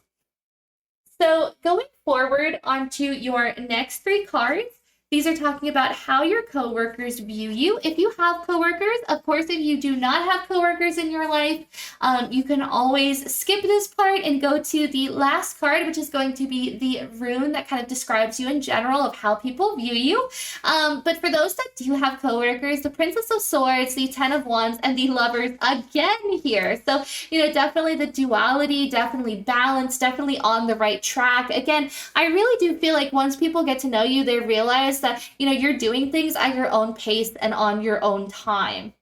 And I feel like that's also something, maybe that's why we had the patience card as well, because you take it, very slow. You take it very easily, one step at a time, 1 second at a time. You aren't someone who just rushes into things or, rushes into new opportunities. And it's because you're very fair. You are someone who's very just as well. So you're not going to treat someone different just based off of what they can provide for you or what they can do for you. You are someone who's very fair, and you're also someone who's very loving, very awesome. You're just a very amazing individual. So going on to your last card, how does people see you in general? Like, how do they view you? Now we have Wunjo, which I love. This is my favorite rune in the entire rune set. It's just so beautiful. It talks about joy. It talks about unconditional love, about happiness, about someone who spreads love and positivity into other people's lives. Wunjo is basically everything good in the world, right? Like everything good combined into one person, and that's what Wunjo is. So I feel like when people see you, they see you as someone who, obviously is very smart, very kind, very poetic, but, also someone who is very sweet, very gentle, very friendly, very open, someone who people can be friends with very easily, someone who people feel as if they've known forever, right? But you just have a very welcoming and open and warm vibe about you, and people just can't help but to love you when they meet you, Stack 4. I feel like even strangers on the street, like they just hold you in such a high regard. They have high expectations for you. They feel like you're going to go far in this lifetime. And how amazing is that? It's almost like people that meet you automatically become your fans, right? I just love that energy for you guys. So definitely let me know in the comments down below, did you enjoy this reading, Stack 4? Did this resonate? Did this sound like how people would describe you? Definitely let me know. I love reading you guys' comments so much. It makes my day so much better. But I hope you guys are doing amazing and staying in good health. Make sure to leave a thumbs up if you enjoyed this video, and also make sure to press the subscribe button and hit that little bell icon to be notified every time I upload a brand new reading, in case you haven't that already. And I hope to have the honor to see you in the next reading that I do. Bye, Stack 4!